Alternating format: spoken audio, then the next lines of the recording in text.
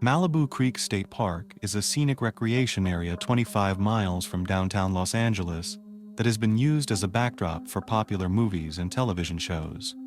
But when a young man was murdered in Malibu Creek while camping with his two daughters on a summer afternoon in 2018, it sent the Southern California community into hysterics. During the investigation, it became clear that this crime was connected to a string of unsolved incidents that had occurred earlier in the same area. This information spawned all sorts of universal conspiracy theories and public paranoia.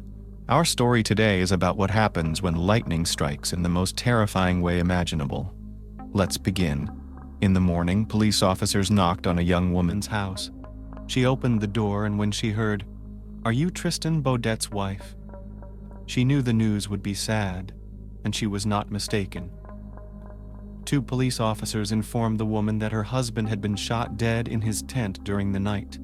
She left in a hurry to the place of tragedy because their daughters remained there. It was a long drive, and tears spontaneously flowed from her eyes. Erica Wu was the fourth of 5 children in a family of immigrants from China. She lost her father early and saw how difficult it was for her mother to raise her children alone. Erica grew up a quiet and responsible child who keeps everything under control. When she met Tristan, he turned out to be the complete opposite of her. He didn't think too much and didn't worry about anything at all. He just did what he wanted to do. Tristan grew up in Fresno, California. His parents were natives of the area. His father sold insurance and his mother was a teacher. His parents divorced when he was only 3 years old. He was young, but old enough to remember it. Tristan and Erica met in high school.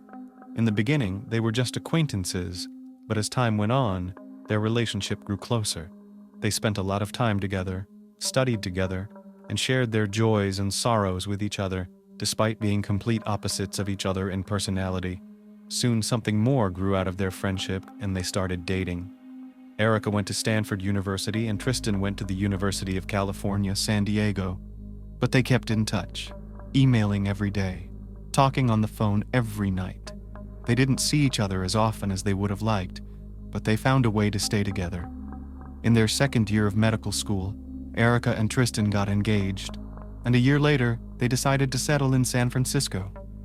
In 2008, they were married in Tilden Park in front of all their friends and family, in a large rented room with glass walls and a stone clearing outside. After a year, Tristan and Erica moved to Long Beach in Southern California, and then to Irvine, where Erica began work at UCLA, and Tristan found a job with a large pharmaceutical company. It took them both a while to adjust to Orange County, but that's where they were truly happy. Their first daughter was born in 2014. Their second daughter was born 2 years later. Fatherhood made Tristan happy. He became a lark, waking up with the girls, making them breakfast and letting Erica rest.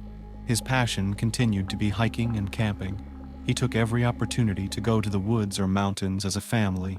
He regularly took his daughters on hikes and bike rides. After completing her internship, Erica found a job in the San Francisco Bay Area, and the family began making plans to move back north. They found a house in a suburb south of San Francisco with all the necessary infrastructure nearby and a good school for their daughters.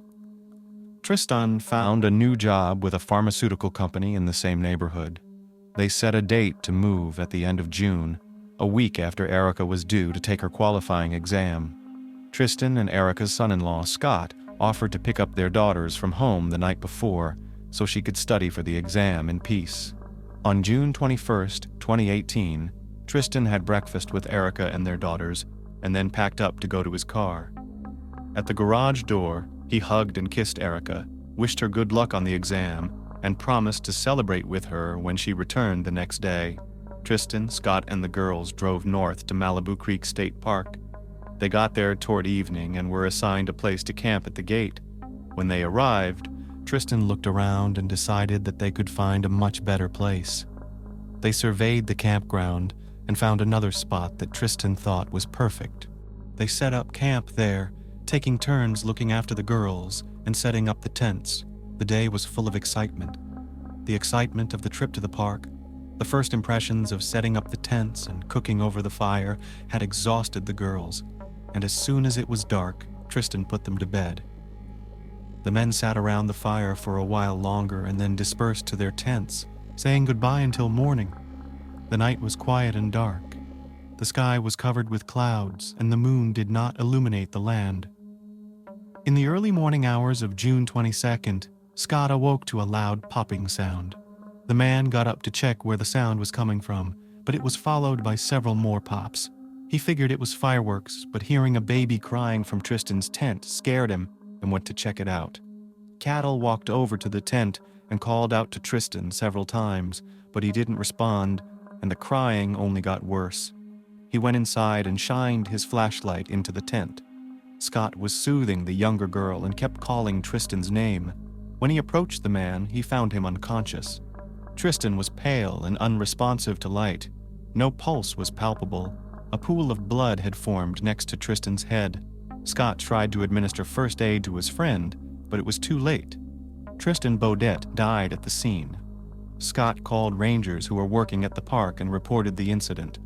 Around 4:40 a.m. on June 22, 2018, police received reports of a shooting at Malibu Creek State Park. Tristan and Erica's daughters were not touched by the shooter. One fatal bullet, like a bolt of lightning, struck Tristan in the head, who was killed instantly. The second bullet struck the torso of a man who was already dead. Bullet holes were visible in the tent. It looked as if some unknown person had fired a gun aimlessly into the tent at dawn, and the girls were miraculously unharmed. This fact gave the impression that the shooter did not care who he shot. Law enforcement officers quickly arrived at the scene of the tragedy and began interviewing vacationers who were in the park and could have seen the intruder. But, to the horror of the patrolmen, no one saw a man with a gun.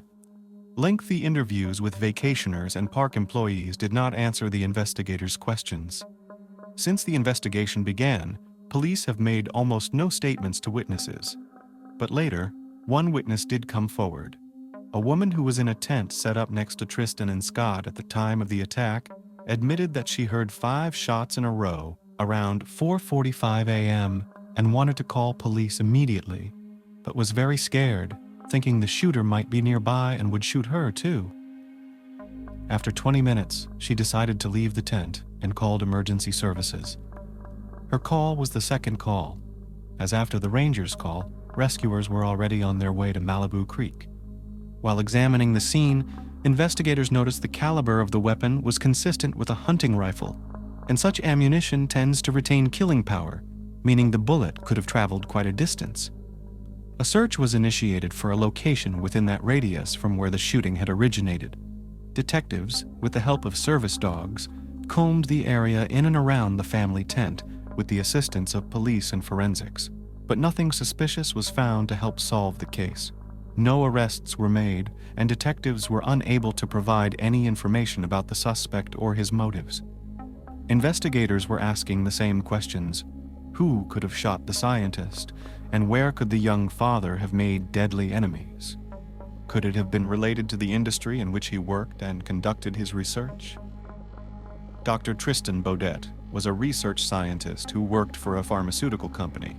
Before his death, he questioned the safety of vaccines. He was working on safer vaccines, and his work did cause controversy in pharmaceutical industry circles. But this version of premeditated murder because of Tristan's research has remained unproven. Interviews with numerous witnesses continued, and after checking many facts, it became obvious that the murder of Tristan Beaudette was no accident. This attack was the 6th. Moreover, 2 of them had been carried out on the very tent camp that Tristan and Scott had used. This led to serious concerns that a sniper was on the loose. Malibu Creek Park was closed to the public. The public was outraged at the irresponsibility of the authorities who had not given serious consideration to the earlier attacks in the park, because they were not fatal. Tourists were outraged by the news. It turned out that such a popular place is an area that is periodically shelled by some intruder. After the first cases with injuries, no one closed the park or investigated it. Tourists were not notified of the incidents. In fact, the police wrote off every incident in the park as hunter-related accidents. After Tristan's murder, the park was still closed, and the public arrived in shock at the carelessness of the security services. The safety of park visitors is more important to us than anything else, city officials said, and soon closed Malibu Creek Park. However, the neighborhood did not become less dangerous for locals after the park's closure. Police officers received complaints of gunfire in that area about 9 times. The search for the perpetrator continued, but there wasn't much evidence at the scene. Authorities confirmed that none of the campers saw anyone entering the campground at the time. It became apparent that the shooter was inhabiting the park. The family of Tristan Beaudette, who died on June 22nd, has expressed condolences to the relatives of the victims and has chosen to remain in the shadows from all the hype that has been stirred up by the public. Using the last chance to get information about the shooter, authorities offered a $30,000 reward for any information about the crimes.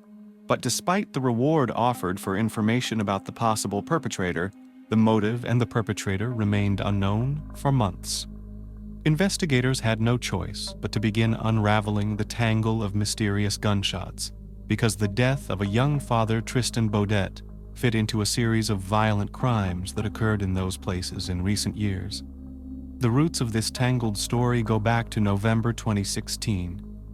The first incident happened to biologist James Rogers. He went to Malibu Creek Park for a camping trip, set up camp, and fell asleep in a hammock. He was awakened by a searing pain in his right arm. The man thought he had been bitten by some rodent or bat and went to the hospital. The doctors gave him a rabies vaccination and sent him home. As his arm began to heal, he noticed pieces of metal in the wound that looked like gunshot. The second incident occurred in January 2017 when Melissa Tatangelo and her lover parked their car in the parking lot of the same Malibu Creek Park and fell asleep. In the middle of the night, they heard a loud gunshot and the smell of burnt metal. In the morning, they discovered a hole in the back of the car from a shotgun blast. Locals were whispering perhaps a dangerous criminal with a firearm was walking around in their neighborhood. But at the time, police attention was not drawn to these episodes. In the summer of 2018, people began to recall other scary incidents from years past. There was talk that in 2009, 24-year-old Mitrice Richardson went missing in the remote hills of California. Almost a year later, her remains were found a few miles from a railroad station. In 2017, 20-year-old Elaine Park went missing. She was last seen in the California town of Calabasas. A few days later, her car with her personal belongings was found on the side of the road along the Pacific coast in Malibu. The American woman's body was never found. A month before the latest crime, which took place in a tent in Malibu Creek Park, another mutilated corpse with signs of violence appeared. The deceased was lying in a tent across the street from the park. Investigators confronted with the string of attacks labeled Malibu Creek Park as a dumping ground for the bodies. At first, the crimes seemed to have no other connection, but as the investigation progressed, new details began to emerge.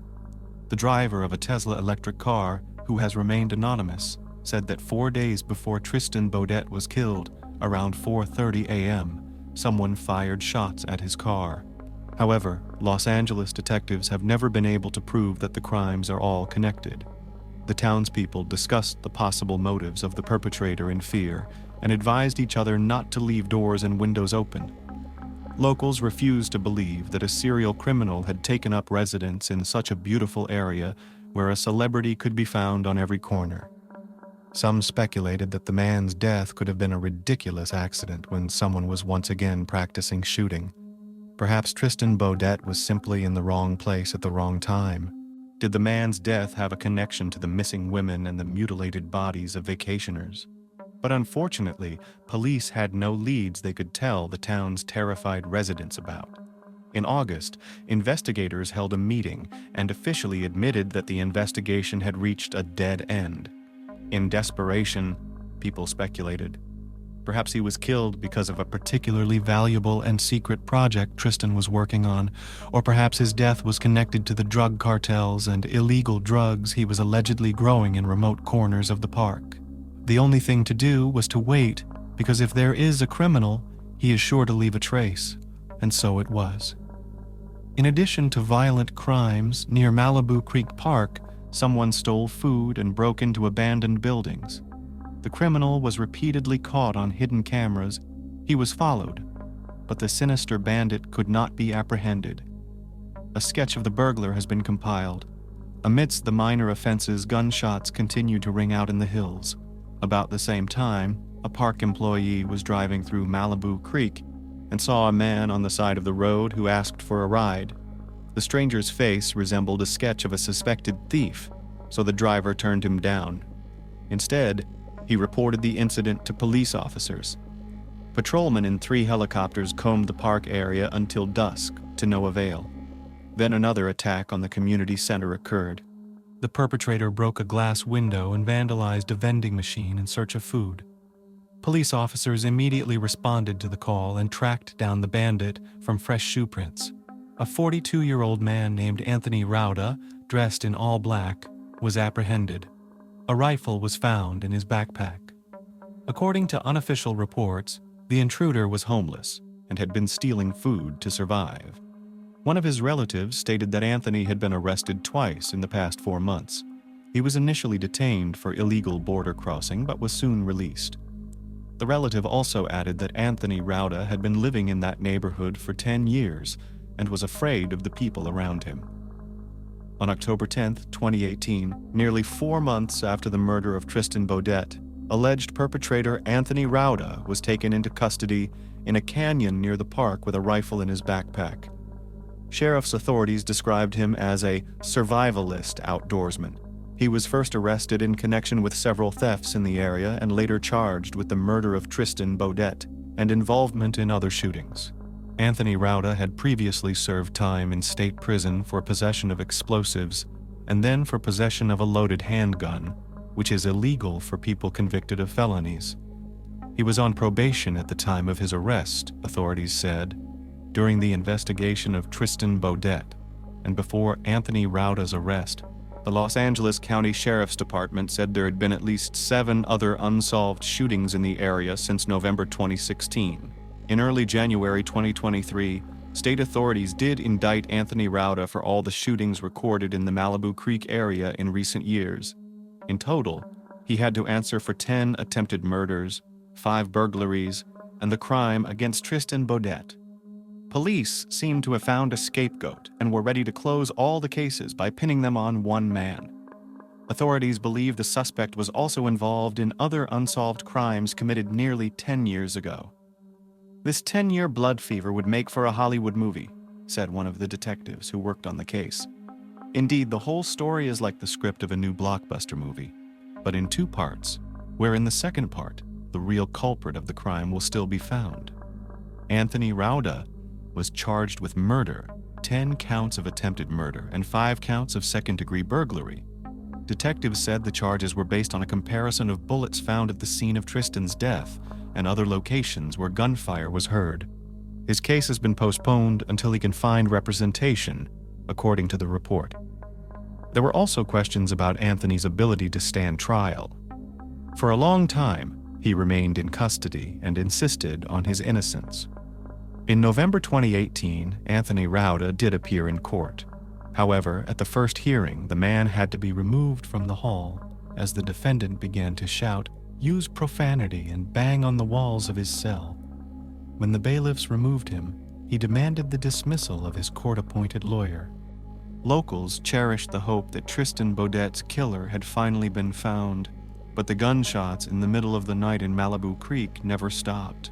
A jury found Anthony Rauda guilty of 1 count of attempted murder and 1 count of shooting at a vehicle 4 days before Tristan Beaudette's death. The jury acquitted Anthony Rauda of the first-degree murder charge, but found him guilty of second-degree murder. He faced 40 years to life in prison. A statement from the district attorney's office said a Los Angeles County Superior Court judge sentenced 46-year-old Anthony Rauda to 119 years in prison. But was the man punished by state law? Could Anthony Rauda have been so disturbed to have fired indiscriminate shots at people in the mountains over the past few years? There seemed to be evidence to suggest so. What about the gunshots that people continued to hear at night, even after the suspect was arrested? A local Malibu journalist, who was skeptical from the start, continues to doubt the state's version of events. "Personally, I think the shooter is still out there somewhere," she says. "There's something convenient about pursuing a burglary suspect," she says, perhaps a result of the political events following Tristan's death. "Everything that's happened is 1,000,000% coincidence," Erica Wu believes. "Tristan was in the wrong place at the wrong time."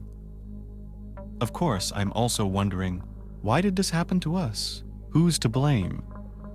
In late December 2018, Erica Wu, the wife of the deceased Tristan Beaudette, filed a complaint against authorities in Los Angeles and California.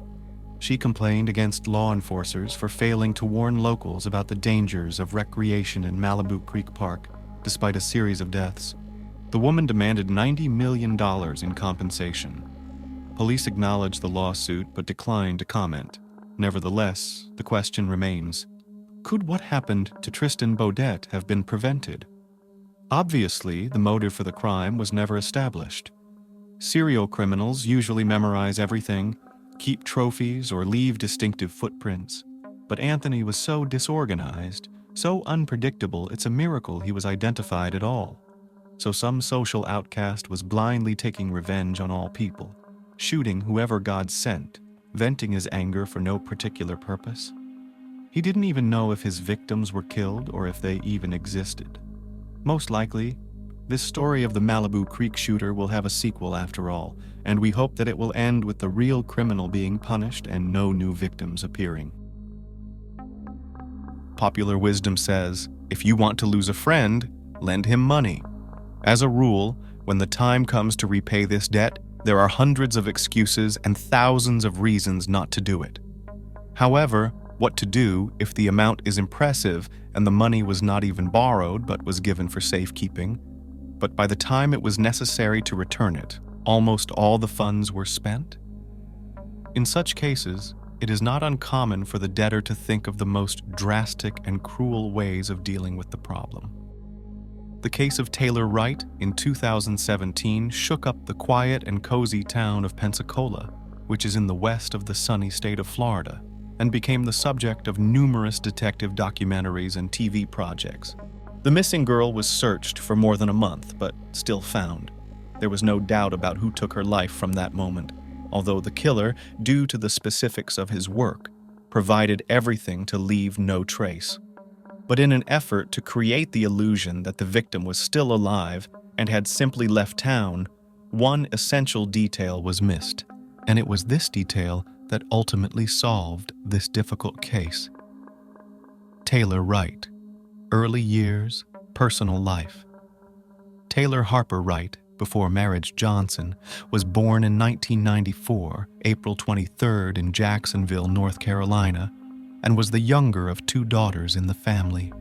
She was a restless child from a young age, and parents, in order to direct the energy of the heiress in the right direction, decided to introduce her to sports. The girl was engaged in swimming, athletics, as well as Oriental martial arts, where she achieved considerable success. After graduating from high school, Taylor entered a prestigious college and then became a student at the University of North Carolina at Chapel Hill. This educational institution is considered the most selective and accepts less than half of those who apply for admission. However, the girl managed to get the necessary number of points. After receiving a diploma, she joined the police, becoming an officer in his native Jacksonville. In 2003, while still in college, when Taylor was 19 years old, she met a guy named Jeffrey Wright, with whom she had a romantic relationship. The young man was only a couple years older than her. They turned out to have a lot of common interests, so the romance developed rapidly. A year after meeting, the couple decided to move in together and start living together. And 2 years later, the young man made his friend an official marriage proposal, to which she, of course, responded with consent. By 2009, the marriage of Taylor and Jeffrey gave a crack, but the couple naively believed that everything can still be fixed by the birth of a common child, which they have long thought about. So, in 2010, the couple had a son, but contrary to expectations, the situation in the family did not improve. but only heated up even more.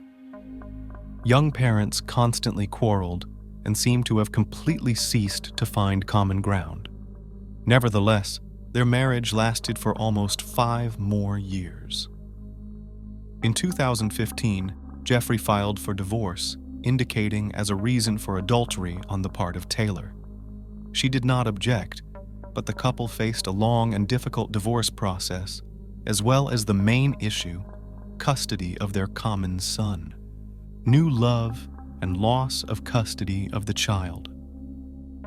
Almost immediately after the breakup with Jeffrey, Taylor took their son and moved to Pensacola, Florida, where she settled with her new passport, Cassandra Waller. Actually, the accusations of her husband in cheating were not unfounded, and Taylor had a romantic relationship on the side back in 2014. By that time, she had already left the service in the ranks of the police and became a private detective, which brought her much more income. Jeffrey's career was also going uphill, so that financially both parents could provide their son a decent life. Former spouses met exclusively in the courtroom, and all issues were solved only there. Even at the beginning of the divorce process, Taylor withdrew from their common account with her husband about $100,000 so as not to share this money and keep it. Part of the amount she transferred to her sister, part cashed out and gave to her parents, and almost half of the money she deposited with her former colleague and good friend named Ashley MacArthur. Jeffrey tried to challenge the actions of the former wife through the court, but the consideration of this claim was slowed down. And here, for custody of a small son, Wright unfolded a real war. The man accused his ex-wife that she took the heir to another state without his consent, as well as prevented their meetings and communication. In addition, Taylor behaved aggressively towards the ex-spouse. She yelled, scandalized, and even attacked him when he came to visit their son. In the middle of 2016, when Jeffrey once again came to pick up the child for the weekend, which, by the way, was prearranged, Taylor tried to forbid him to do so. First, she started swearing, using foul language, and when Jeffrey did put the boy in his car, Taylor started chasing them, nearly causing an accident. This dangerous behavior became a strong argument in court, and full custody of the child was given to the father. Embezzled other people's money. Taylor was strongly disagreed with the court's decision regarding custody of her son and tried in every possible way to challenge the decision. She filed counterclaims, appeals, consulted with lawyers, and looked for a good lawyer who would represent her interests in this matter. But all of this required a lot of money, and she started spending what she had withdrawn from her and her ex-husband's joint account. It had been almost a year and a half since she had deposited about $40,000 with her close friend, Ashley MacArthur. She promised Taylor to put a cashier's check for the same amount in a safe deposit box, but in fact, forging a signature simply transferred all the funds to her personal account, to which Wright did not have access. Ashley herself spent them at her own discretion, and when she was asked to return the money, they, in fact, no longer existed. After Taylor brought up the subject for the first time in a long time, MacArthur began to come up with various excuses and justifications for not going to the bank with her. She had health problems, she had a breakdown at work, and the bank supposedly had a glitch and needed to wait. But time passed, and Wright realized more and more clearly that the money was not going to be returned to her. At first, she tried to talk to Ashley, whom she had known for years and whom she had trusted to the letter. But Ashley kept making excuses and telling her to wait. After a few months, Taylor moved on to threats, promising to involve her connections from her past and current jobs. Taylor realized that threats would have little effect on MacArthur since she was married to a local sheriff's deputy. Eventually, Ashley called Wright on September 7th and suggested that they meet to go to the bank together and withdraw the money. Taylor agreed, but immediately sensed a catch. They agreed to meet on the morning of September 8th, and the night before, Taylor decided to hang out with Cassandra in one of the local bars, and honestly confided her fears and doubts. She felt threatened by MacArthur, but Cassandra tried to reassure her that nothing terrible could happen. Mysterious disappearance or escape?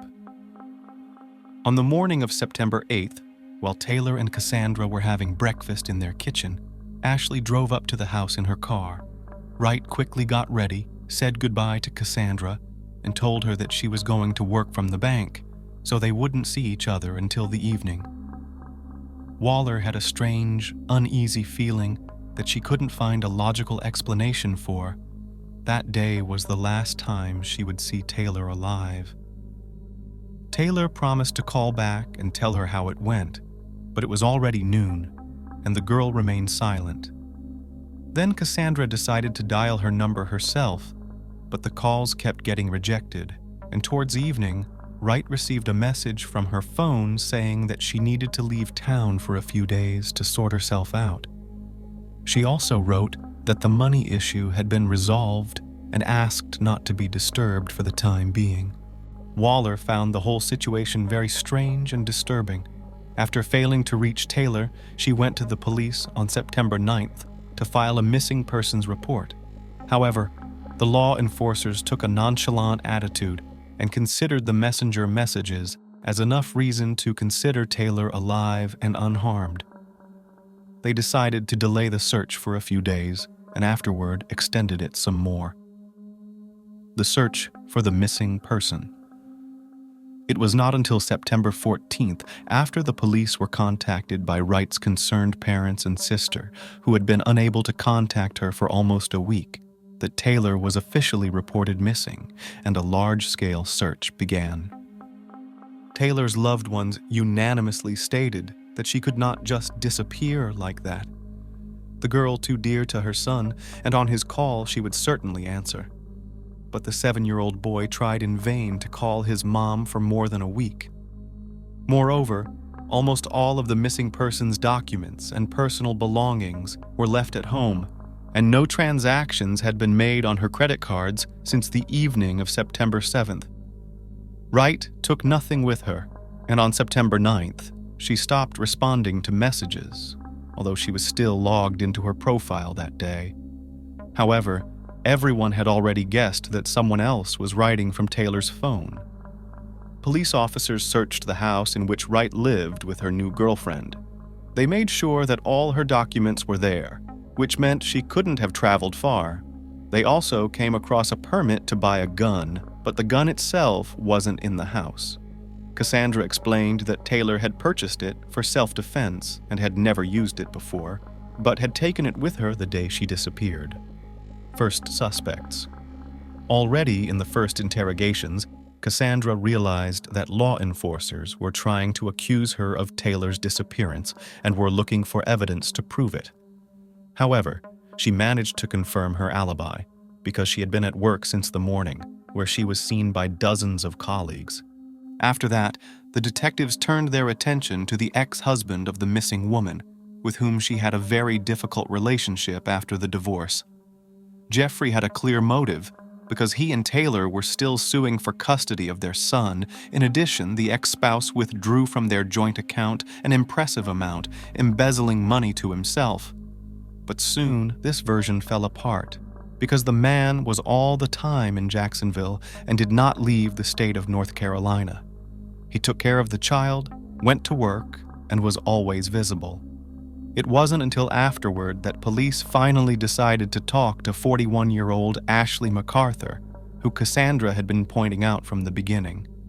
When she was finally called in for questioning, the lady was acting very strange and defiant. She was in high spirits, flirting with the officers, and didn't seem at all bothered by the situation. According to Ashley, she gave Taylor the full amount that day, after which they went for a little drive around town and then said goodbye. She also added that Wright looked upset and planned to leave town for a couple days to sort things out. She hasn't seen her again since that day, or even contacted her on the phone. Still, Ashley figured that nothing bad could happen to Wright because she was a martial artist, physically strong, and carried a gun with her at all times. There was no evidence against MacArthur, so she was released after questioning. Nevertheless, the suspect's behavior and story raised a lot of questions. The police decided to take a closer look at the woman and found out that she had worked as a forensic technician for a long time and had visited numerous crime scenes to help collect evidence. She was keenly aware of what mistakes to avoid leaving a trail, and what evidence detectives would look for first. In addition, the data from the cell phone carrier showed that the women had been calling and texting constantly for the past couple of months, and judging by the nature of their communication, Ashley wasn't going to pay back the debt, and Taylor was very worried about that. Another oddity was that MacArthur, after the interrogation, began to call the station every day to inquire about the progress of the investigation. She herself claimed to be worried about her friend, but the police realized that she just wanted to make sure that the detectives were not on her trail. New questionable details. About a week after the first interview, the cops decided to talk to Ashley again. This time, she did not look so cheerful and carefree, as she realized that she was taken thoroughly. The woman tried to put the blame on the ex-husband of the missing woman, but when she learned that he had been removed from the list of suspects, she changed her tactics. She claimed that Jeffrey could have hired someone to kill Taylor, and allegedly, Taylor knew about it and feared for her life, and therefore carried a gun. In addition, MacArthur allegedly recalled new details that seemed very inconclusive to detectives. She claimed that Wright was very upset that day, so they went together to the Ashley family farm to ride horses and unwind a bit. In the process, Taylor allegedly admitted that she was losing her nerve and was planning to travel to another city to purchase illegal substances, as regular medications were not helping her fight the stress she developed from her problems with her ex-husband. When asked why she did not report it immediately, MacArthur said she did not want her friend to get into trouble. Nevertheless, despite the lack of solid evidence, she remained the main suspect because she had a clear motive, not to return a large sum of money. And the transaction itself was not documented, so Ashley could claim that long ago gave all the money. A new twist in the case. The police decided to trace the route of the women on the day of the disappearance of Wright on the signal of their cell phones, and found that it doesn't coincide with the one that Ashley voiced. It turned out that they had not gone to the horse farm owned by the MacArthur family, but somewhere much farther out of town. Then, the suspect's cell phone signal suddenly disappeared, as she had probably turned it off. A few hours later, a message came from Taylor's phone saying she needed to leave and sort herself out, and soon the signal from that device disappeared as well. But on the morning of September 8th, Ashley's gadget was back on, already in Pensacola. The suspect probably feared that their phones would be recorded together, and therefore turned off her cell phone for a while. When asked directly about it, Ashley said her smartphone simply ran out of battery, but soon it was possible to determine the geolocation from where the last messages were sent on behalf of Taylor. The location turned out to be a long, vacant house with a plot of land belonging to MacArthur's parents, which she had forgotten to mention. Detectives got a search warrant that same day and went there. Concreted corpse. At first glance, there was nothing unusual about the vacant country house. The structure and the surrounding area looked abandoned, but the backyard had a suspiciously fresh bed of flowers that appeared to have been planted there recently, and the ground beneath them was still loose. The cops decided to check the strange flower bed, but after digging a couple times with a shovel, they hit something hard. The obstacle turned out to be a rectangular-shaped layer of concrete, which had obviously been used to fill a shallow hole. But the most gruesome discovery awaited law enforcement when the slab was removed, and inside it they found the skeleton of a woman with a bullet hole in the back of her head. The body of missing Wright was identified almost immediately from her dental records, but the cause of death, due to severe decomposition, could not be accurately determined. But since no other obvious injuries were found, it was assumed that she had been shot in the head. However, there was also a blunt force trace on her skull, but it was not fatal. On October 17th, Ashley was arrested, and her home was thoroughly searched, during which a bank check with Wright's forged signature was found. Ashley had used it to wire money to Taylor Wright's personal account and spent it as she saw fit. When the suspect was presented with this document, she became visibly nervous, began to change her statement, and tried to convince investigators that she had returned the money in cash from her own savings, the murder weapon, and reconstructing the timeline. Ashley and her husband Zachary had several firearms at home, but none of them matched the one that fired the bullet into the back of Wright's head. However, a revolver that belonged to the murdered woman and had been with her on the day she disappeared was soon found in an abandoned outbuildings on the property where the body was found. Ballistics testing confirmed that it was the weapon that had been used to shoot the deceased. MacArthur categorically denied involvement but became increasingly confused in her testimony. She claimed she was being framed, accusing Taylor's ex-husband or current girlfriend. She said the body had been hidden on purpose on her family property, which had not been visited in years, and the murder weapon had been left there. Due to the fact that the suspect refused to admit her guilt and cooperate with the investigation, the chronology of events of that fateful day was restored very roughly.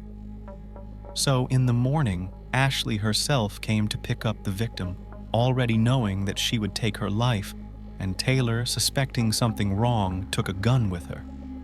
Judging by the cell phone signal, the women did indeed drive around the city for a while, and apparently during that time the killer lured the victim to a country house, convincing her that she would give her the money there. Once there, Ashley likely stunned Taylor with a blow to the head, and while she was disoriented, shot her in the back of the head with her own gun. The next day, on September 9th, MacArthur was caught on surveillance cameras at the Home Depot hardware store where she was buying concrete as well as soil for flowers. Trial and conviction. The defendant's lawyers insisted that all the evidence found was circumstantial and no direct evidence was found linking their client to the murder. In addition, the woman must have had accomplices, as it would have been very problematic for her to dispose of the body and cover her tracks alone. Ashley's husband became a suspect and was also arrested. During the investigation, it turned out that MacArthur had a young lover, a certain Brandon Beatty, with whom she'd been dating for several years. Actually, the embezzled money that belonged to Wright she spent back in the spring of 2017 on the purchase of a small yacht for her favorite.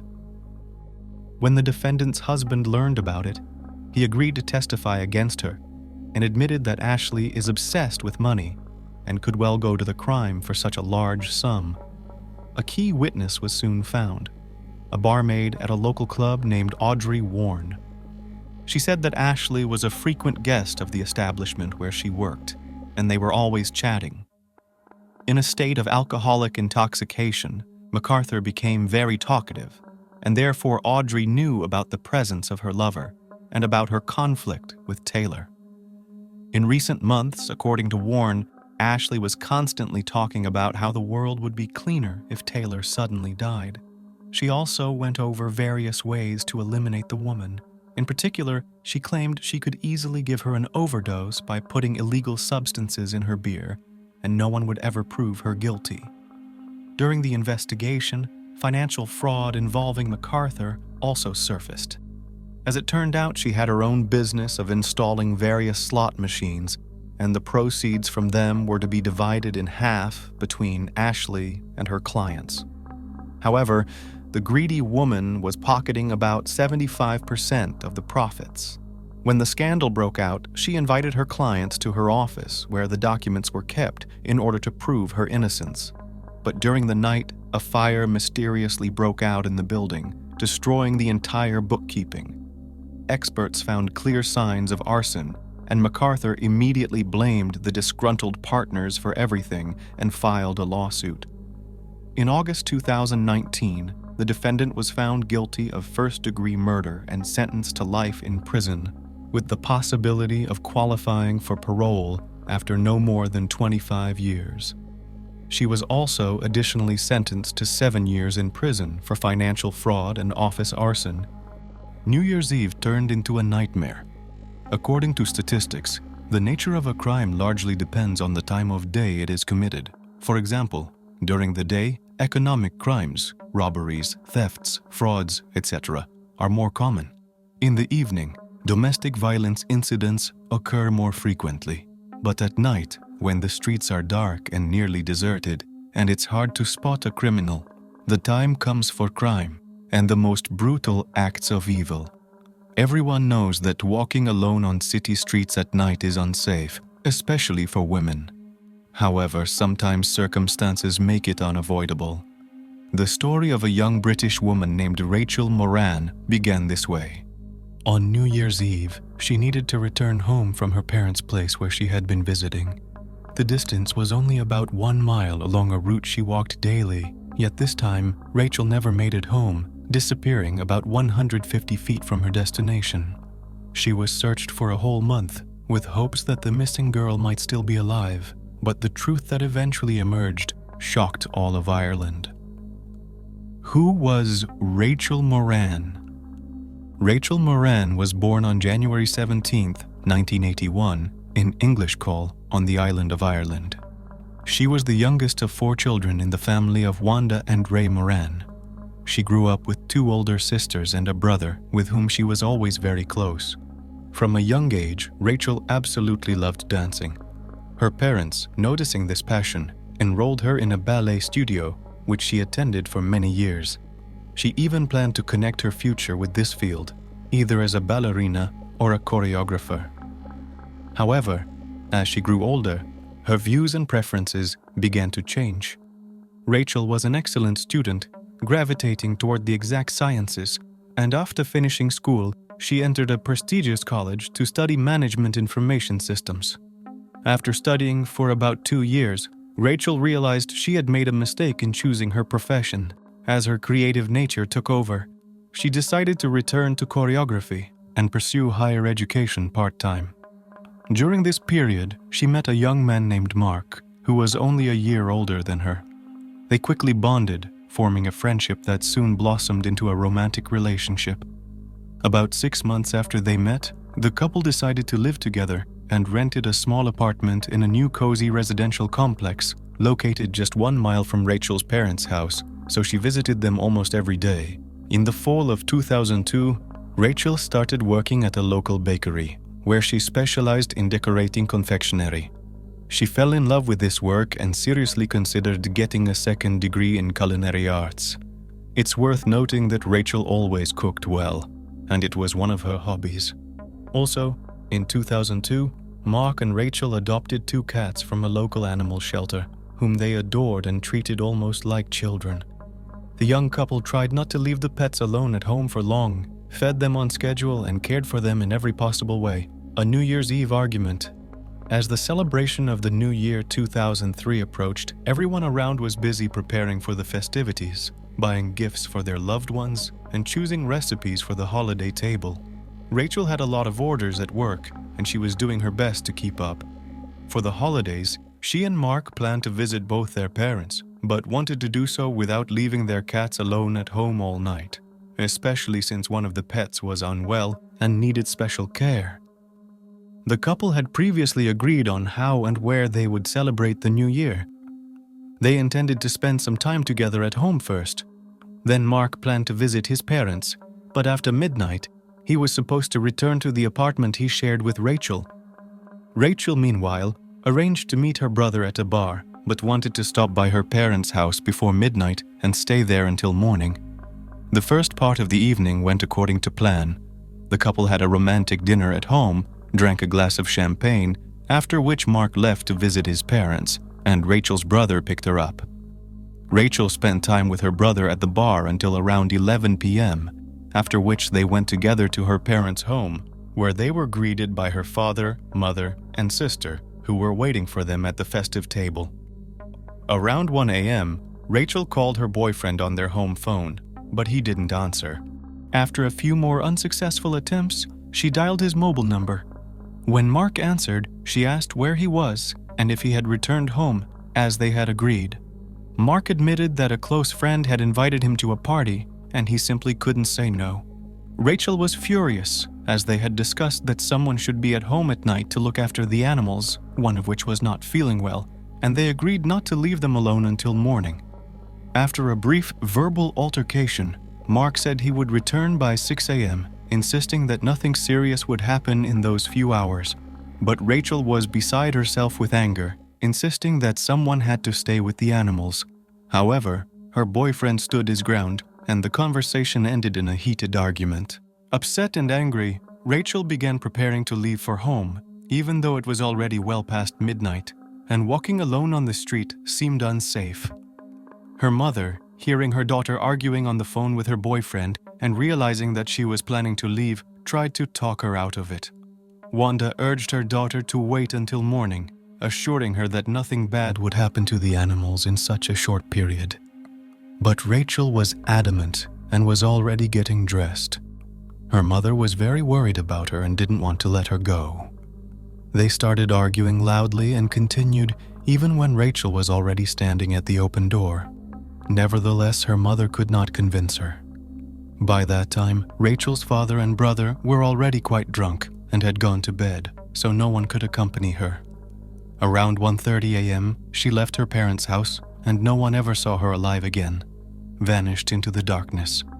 Rachel promised her mother that she would call as soon as she got home. The journey should have taken no more than 15 minutes, but an hour and a half passed, and her daughter still hadn't called. The worried mother began calling her, but no one answered either the home or mobile numbers. Near dawn, Mrs. Moran finally fell asleep on the living room couch with the phone in her hand. She woke up around 9:30 a.m. on January 1st and heard her husband talking to someone on the phone. The word daughter was mentioned, so she assumed he was speaking to Rachel. However, as soon as he hung up, he said it was their eldest daughter who had been trying to reach her sister all morning and was starting to worry. After hearing this, panic gripped the mother. She tried to call Rachel again, but her mobile was off, and when she called the home phone, a sleepy Mark answered, not understanding what was happening. It turned out that when Mark returned home after the party at 7 a.m. and didn't find his girlfriend there, he assumed she had stayed with her parents and simply went to bed. Mark was very surprised when he learned that Rachel had set out for their apartment during the night, but never arrived. He had no idea where she could be, but he was certain she hadn't been home, as she would have fed the animals first. However, the bowls were empty, and the cats were clearly hungry. The bed in their bedroom was made, and there was no sign that anyone had entered the apartment after they had left it together the previous evening. Rachel's parents, as well as her boyfriend, began calling all their friends, close ones and acquaintances, asking if they had seen Rachel or had any contact with her. But all efforts were in vain. The Moran family reported her missing to the police that same day, and despite Rachel being 21 years old, the authorities did not wait the usual 24 hours before launching an immediate search. The police inspected Rachel's apartment, as well as her parents' home where she was last seen, and spoke with all the relatives, friends, and Mark, completely ruling out the possibility that she had run away on her own. It should be added that the missing woman had a striking and attractive appearance. She was tall, slim, with beautiful facial features and long platinum blonde hair.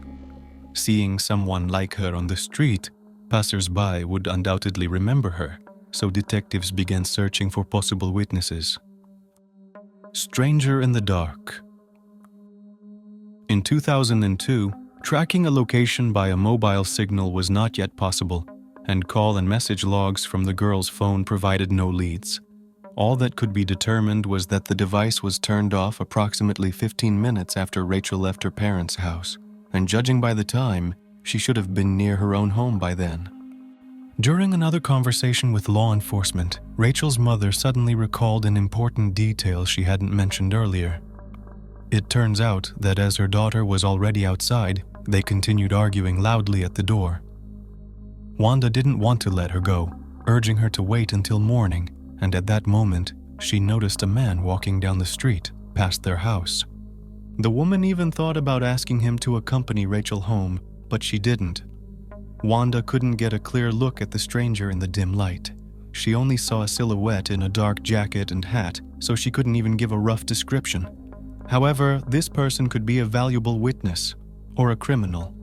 He needed to be found as soon as possible, so the authorities asked all local residents as well as shop owners to provide any surveillance camera footage if they had any. Detectives managed to establish that the unknown man walked past a store located about 400 feet from Rachel's parents' house, and about a minute later, the missing girl also walked past the same store.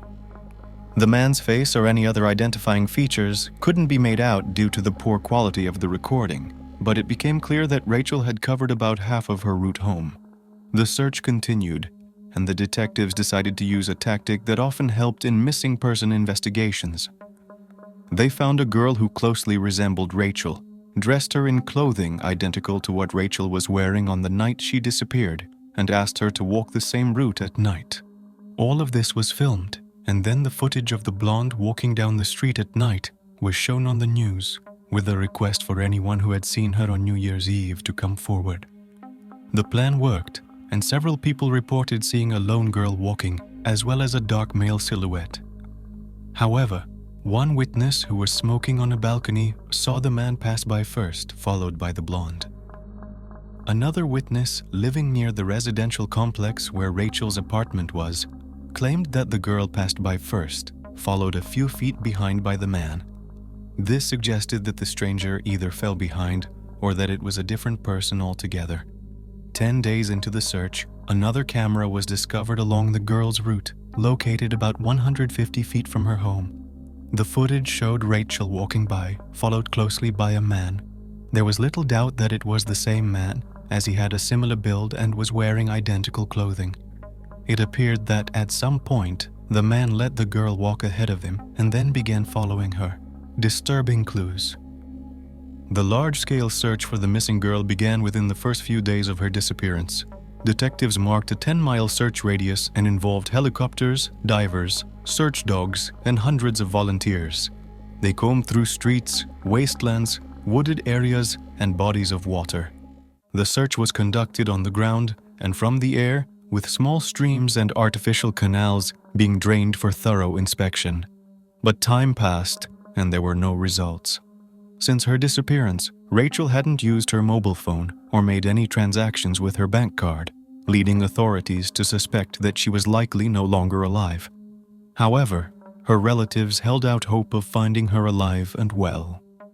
2 weeks later, a sneaker was found in a drainage ditch near Rachel's home, which her family recognized.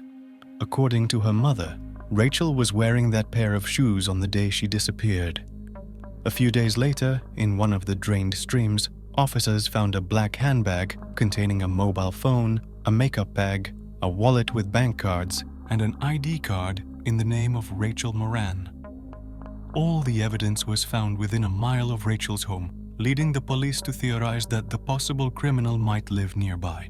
If this theory was correct, then he likely also hid the body in this area. This led to the development of a plan to conduct a door-to-door search of all residents within a 2-mile radius of Rachel's home. Naturally, this required significant time and resources, so more officers were brought in, each working with a partner to minimize risks. Grim discovery in the trash chute. Nearly a month had passed since the young woman disappeared. The door-to-door search of neighborhood residents was progressing slowly, as it was difficult to find homeowners at home. And on top of that, the police needed permission to enter the premises, which also took time. On January 28th, on Nash Court, a police officer and his assistant entered another house and were immediately met with a foul odor. The homeowner, a 23-year-old named Michael Little, assured them that there was nothing to worry about, claiming that the plumbing was clogged and he was waiting for a plumber. Visiting him at the time was his friend, Marcus, who didn't understand what the police were searching for and merely observed their actions. Nothing suspicious was found in the house, but the nauseating smell persisted, raising the officers' suspicions. The source of the odor turned out to be not the bathroom, but a narrow trash chute, which was clogged with bags of various debris. The officers decided to take a closer look at its contents, and after removing several bags, they discovered a human leg sticking out. The police immediately called for backup and arrested both the homeowner and his guest. Michael remained completely calm and even detached throughout the process, while his friend had a full-blown breakdown upon seeing the deceased girl. The body was extracted from the narrow trash chute with great difficulty, and it was unclear how it had been placed there at all. The victim was almost completely unclothed, and due to the advanced state of decomposition, determining the cause of death immediately was impossible. However, numerous stab wounds were clearly visible on the corpse. The suspect's story. Little immediately claimed that he was relieved the body had been found, as the smell had been driving him crazy.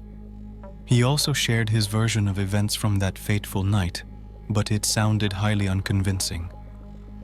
According to him, while walking down the street, he overheard the argument between the mother and daughter, from which he gathered that the girl was planning to go somewhere alone. He followed her, struck up a conversation, and they became acquainted. When they reached Michael's house, he allegedly invited her in, and Rachel agreed. According to Little, they drank a little, chatted, and then engaged in intimate relations by mutual consent, after which he fell asleep. The suspect claimed that he woke up around 5 in the morning and saw the girl in the kitchen acting irrationally. On the table lay a small bag of prohibited substances belonging to him, and he assumed that his guest had tried something from it. Then, according to him, she grabbed a knife and attacked him, but he managed to knock the weapon out of her hands and delivered several blows that turned out to be fatal. Michael attributed the entire incident to an unfortunate accident in the process of self-defense. Naturally, everyone who knew the deceased girl disagreed with this version. First of all, Rachel would never have spoken to a stranger on a deserted street at night, let alone gone anywhere with him. Secondly, she would never have cheated on her boyfriend. And thirdly, she had never used any prohibited substances in her life. The autopsy revealed that the girl had been subjected to intimate violence, as evidenced by the characteristic internal injuries, and traces of Little's seminal fluid were found inside her. Moreover, the victim's body had 27 stab wounds, which did not look like self-defense, and a third of them were inflicted from behind. Who is Michael Little? After the suspect's arrest, law enforcement reviewed his background and discovered that this young man already had an extensive criminal record. He grew up in a troubled family and had been caught stealing multiple times while still in school. Incidentally, he never finished school, and as a result, due to the lack of basic education, he couldn't find even a somewhat decent job, lived on benefits, and also on what he obtained illegally. He had been arrested several times for possession and distribution of prohibited substances. Acquaintances described Little as a pathological liar. He constantly boasted about his intimate exploits and the impressive number of lovers, though in reality, all the girls tried to avoid this strange and aggressive guy. Recently, however, Michael had been increasingly telling stories about a tall blonde he was allegedly dating, though no one had ever seen her with him. Law enforcement speculated that the suspect might have previously seen the victim since they lived in the same neighborhood, with their homes just a few hundred feet apart. It's likely that he developed an interest in the girl and began fantasizing, telling his friends about her. On that fateful night, seeing her alone on the street, the criminal decided to seize the opportunity and attack her. However, the victim and her assailant had not been acquainted before. A new, even stranger version.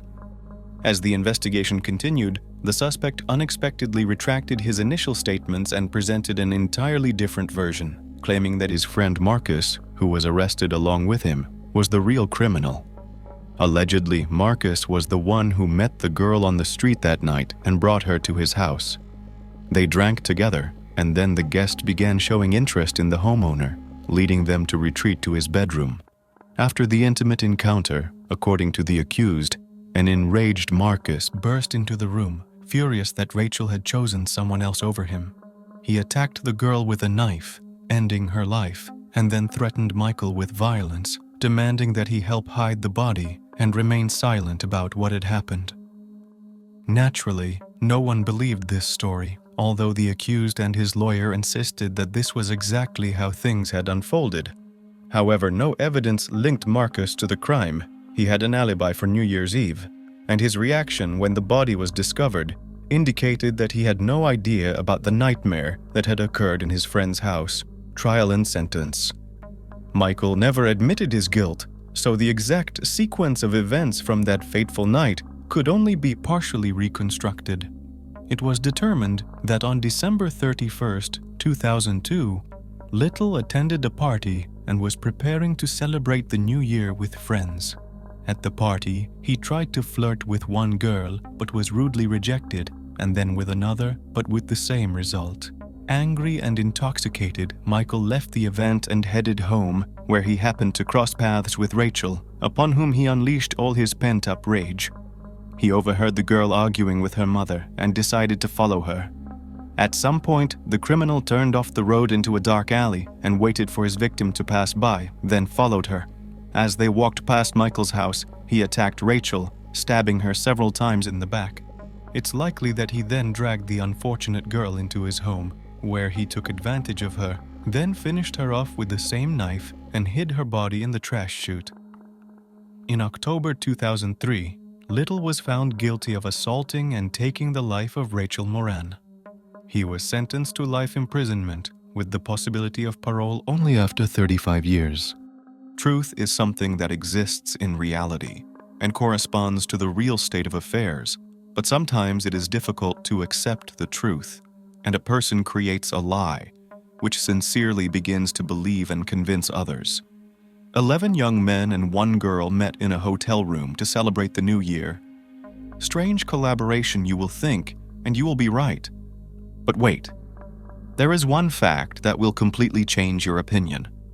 The men at this party are all members of a sexual minority, which means that 12 friends just met to have fun and celebrate the year 2021. And indeed, they celebrated the new year very cheerfully, so much so that on January 1st, the company had to take the only girl to the hospital, where doctors declared her death. But who was she? How did she die, and was anyone charged in connection with her death? But that's all in order. Next, let's break down the past party almost minute by minute. See what happened on the fateful night, and you'll definitely understand why we started this story with the notion of truth. So on December 31st, 2020, in Manila, the capital of the Philippines, at the 4-star City Garden Grand Hotel, John Paul de Lucerne checked in at 11 a.m. Christine Dacera checked in later, and during the day, 9 other guys checked into room 2207 and room 2209, which were on the same floor. Hotel manager John Paul Kalili joined the merry company just after midnight. New Year's Eve night was all about fun, dancing, and alcohol, lots of alcohol. Rommel Galita woke up around 10 a.m. and noticed Christine sleeping in the bathtub. He covered her with a blanket and went back to sleep. When he woke up several hours later, he found her unconscious and beginning to turn blue. Christine was taken to the hospital by 3 friends and hotel staff, but upon arrival at the emergency room, doctors only pronounced her dead. The 11 guys with the only girl spent the entire night in the hotel room, and she was dead by morning. News headlines about the crime shocked the public. Everyone imagined the story the same way, because it was obvious what a group of young guys and one girl could do all night. But what really happened that New Year's Eve night, and from what Christine Dacera died, was to be solved by the investigation. Christine Angelica Dacera was born on April 13, 1997, into the well-to-do family of John Nestor Dacera and Sharon Rose Faba Dacera, and grew up in Barangay San Isidro, General Santos City. She grew up an outgoing, intelligent, and independent girl. Kristen was a loving sister to her 3 siblings, Monica, Chloe, and JJ. After graduating from high school, she moved to the larger and more promising city of Davao, on the shores of the bay of the same name. There she enrolled in university. Christine studied diligently, danced, modeled, and was active on social media. Christine was also the epitome of beauty and intelligence. In 2017, she graduated with honors from the University of the Philippines Mindanao in Davao City, where she earned a Bachelor of Arts in Communication Arts with a major in Media Arts. The girl has been actively involved in modeling and theatrical performances. On August 5, 2017, she competed against 8 other contenders for the title of Miss Silva Davao 2017 at the New City Commercial Corporation Mall in Davao City. She came in second place. In June 2018, she participated in the annual fashion show. From September 2017 to January 2019, she worked as a marketing consultant for Gaisano Malls in different parts of Mindanao, including Davao City, General Santos City, Tagum, Toril, and Digos. Christine's life has been colorful and fulfilling. In February 2019, her life's dream came true. She moved to Manila to start working as a flight attendant for PAL Express, a subsidiary of Philippine Airlines. Christine Dacera's last flight as a flight attendant was on December 28, 2020. Christine's death was immediately publicized, due to which numerous discussions and theories were formed in the community. Initially, the police suspected that Kristen was most likely abused and killed by a group of guys she was partying with on New Year's Eve. Even without autopsy results and a toxicology report, Makati City Police filed preliminary charges of assault and murder against 11 men. The Philippine National Police declared the case closed. Arrests were made with charges and identification of suspects. 3 of the party participants were detained after surrendering to authorities on their own. But the main answer to what really caused Christine's death was the forensic medical report. The autopsy of Christine's body was conducted in Pasay City at the Rizal Funeral Home under the direction of Forensic Medical Officer Police Major Michael Nick Sartiento. On January 3, 2021, the examination of Christine Dacera's body was completed, and a forensic report was issued which found that death was due to natural causes due to a ruptured aortic aneurysm. However, it also mentioned bruises on the girl's right arm, right thigh, knees, ankles, and right foot, as well as a linear abrasion on her right thigh. Deeply healed lacerations and abrasions were also reported during the genital exam. The National Capital Region Police Department announced that a special investigation team had been set up to look into the case, but Christine's family was unwilling to accept the fact that a young, vibrant girl could die a natural death prematurely. At a press conference on January 5th, 2021, Christine Dacera's family stated that they had seen the autopsy report that said she died of an aneurysm. However, they stated that the autopsy performed was incomplete and requested a second autopsy. The parents of the deceased have been trying to understand how Christine's aorta was ruptured. After all, the police and the Dacera family lawyer believed that the aneurysm was the result of assault or abuse, which means it was not a natural death, and the perpetrators should be punished. The prosecutor's office identified all of the 11 men who were with Christine throughout the night. Some of them were her co-workers. Other young men were friends of her friends whom Christine was meeting for the first time. It turned out that Christine was the initiator of this party. She had booked the hotel room herself a few days in advance and coordinated this party with her friends. Her mom, Sharon, was aware of her daughter's friendship with men and never opposed it. Since childhood, Kristen had found it easier to socialize and make friends with the male gender, so it was considered normal in their family. In addition, she and her friends usually did not go home for vacations, so it became a tradition for them to meet each other every year. Kristen was able to call her family just after midnight to inform them of the ongoing celebration at the Makati Hotel and to wish her family a happy new year. During the video call, the family could see Kristen's friends and the surrounding festive environment. However, there has been new speculation about the abuse allegation, so in the case, the main evidence of the incident became the frames of the video from the hotel lobby, the study of which helped the police almost minute by minute to reconstruct the picture of what happened. It should be noted that the party was to be held in room 2209. It was this room and booked Christine Dacera. The main events begin to unfold in the late afternoon. At 11:21 p.m., Christine leaves room 2209 and goes to room 2207. At 11:38 p.m., the company returns to their room. Christine goes last. She is holding her shoes and a glass. At 2:50 a.m., Christine, holding the hand of a new acquaintance, Valentine, goes to room 2207. While they are at a neighbor's house, a hotel employee brings an extra mattress to room 2209. At 2:52 a.m., Valentine accompanies Christine to her room. Valentine's gait shows that the girl is already quite drunk. Her gait is too relaxed, and she is holding a bottle in her hand. The friends stop at the door, and Christine suddenly kisses Valentine, but the man quickly pulls away, after which the couple goes inside. At 3:15 a.m., Christine hurriedly leaves her room and goes to her neighbor's room, and 6 minutes later, one of the guys leaves there. He heads to room 2209, presumably to call his friends. At 3:22 a.m., Christine Dacera can be seen chatting with another man in the next room on the right side of the hallway, while two other men walk past them. She looked upset. Suddenly, Christine hugs one of her friends, and then they disappear from the view of the cameras altogether. At 4:13 a.m., John de Lucerne can be seen carrying Christine back to the first room. At 4:22 a.m., the camera again captures Christine at the door of room 2207. It's unclear what brought her there again. She practically falls off her feet, and a guy who looks like John de Lucerne picks her up by the waist and carries her to room 2209. Christine looks pretty drunk. At 5:05 a.m., the camera captures Christine laughing as she runs away from a guy who looks like Louis de Lima. Afterward, they're standing outside room 2207.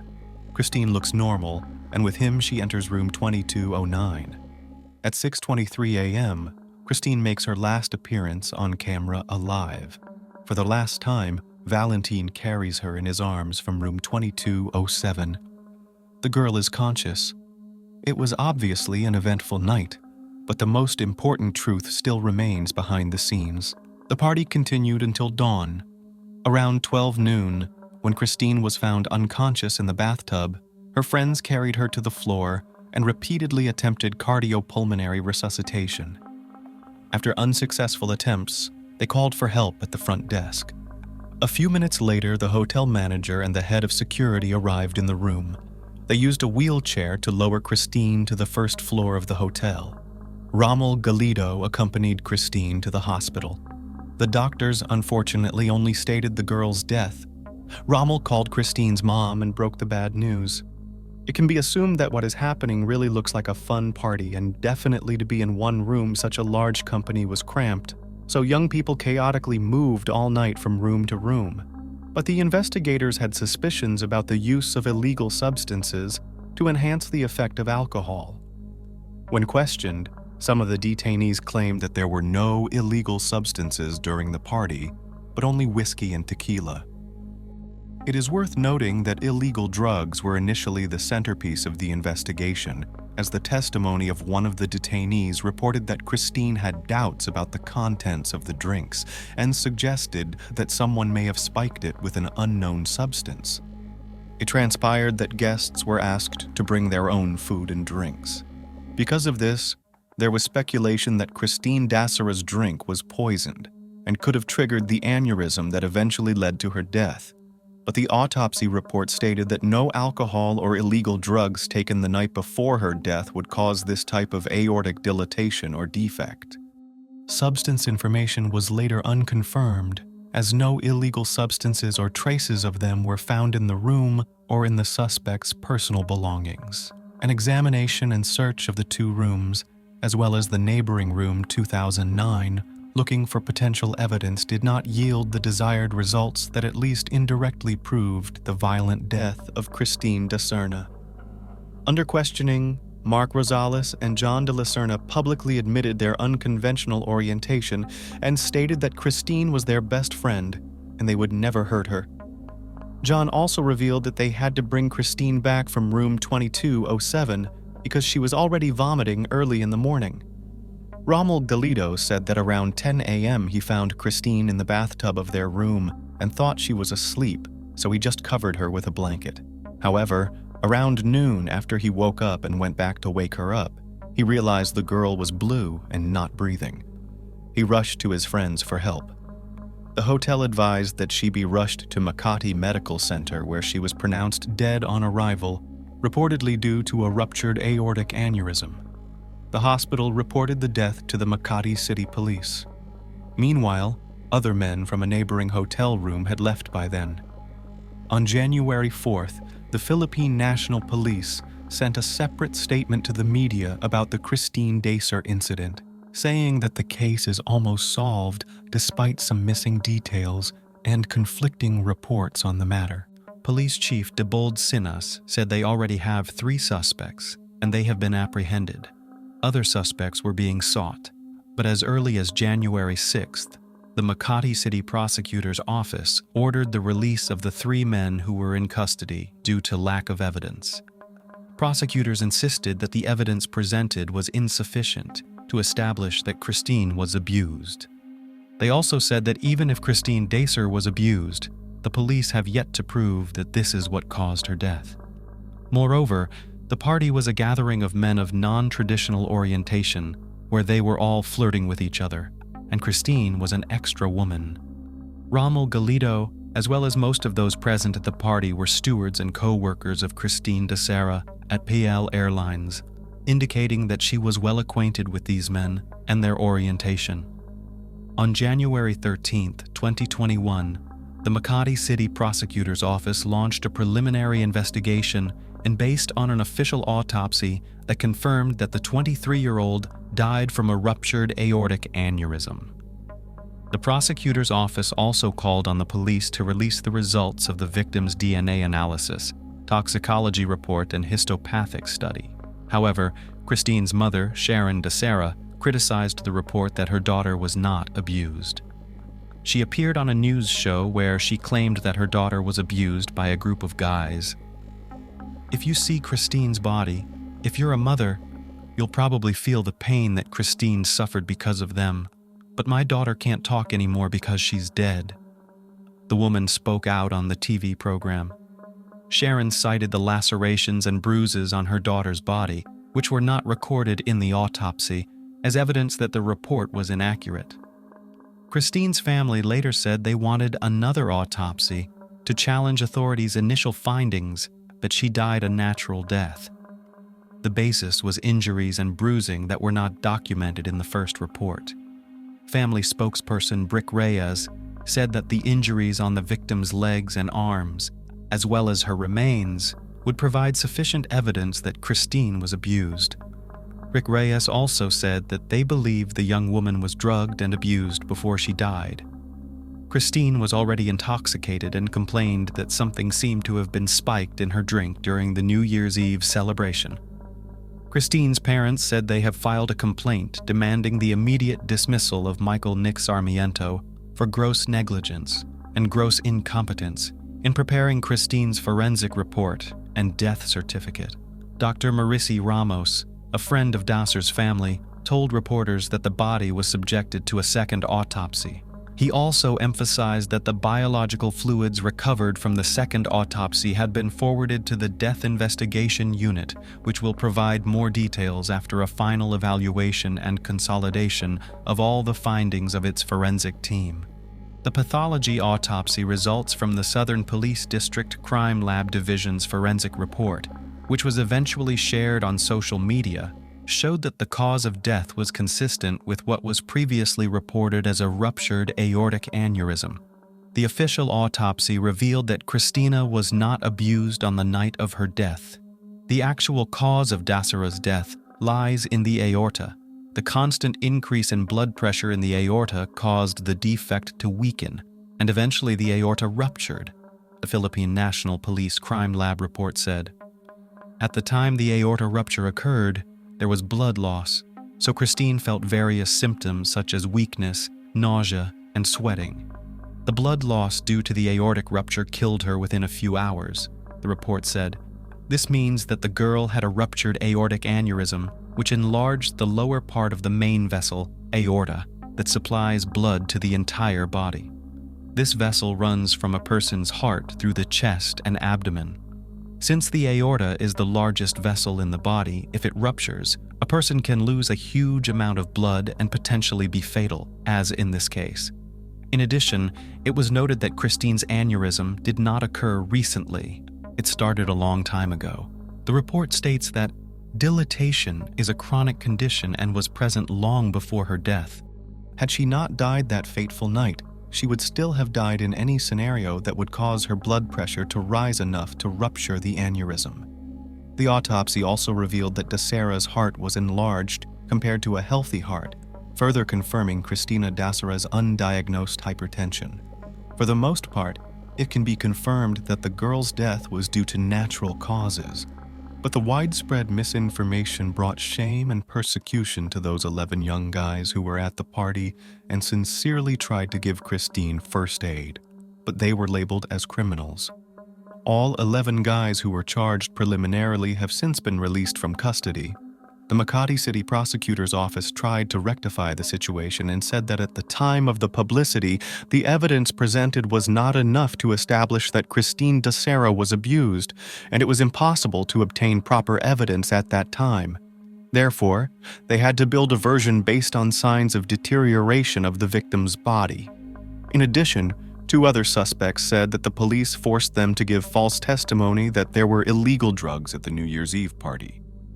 Another participant in the story explained his kiss with Christine, which was captured by surveillance cameras on the eve of her death. According to the man, it was Christine herself who initiated it. He, however, tried to push her away.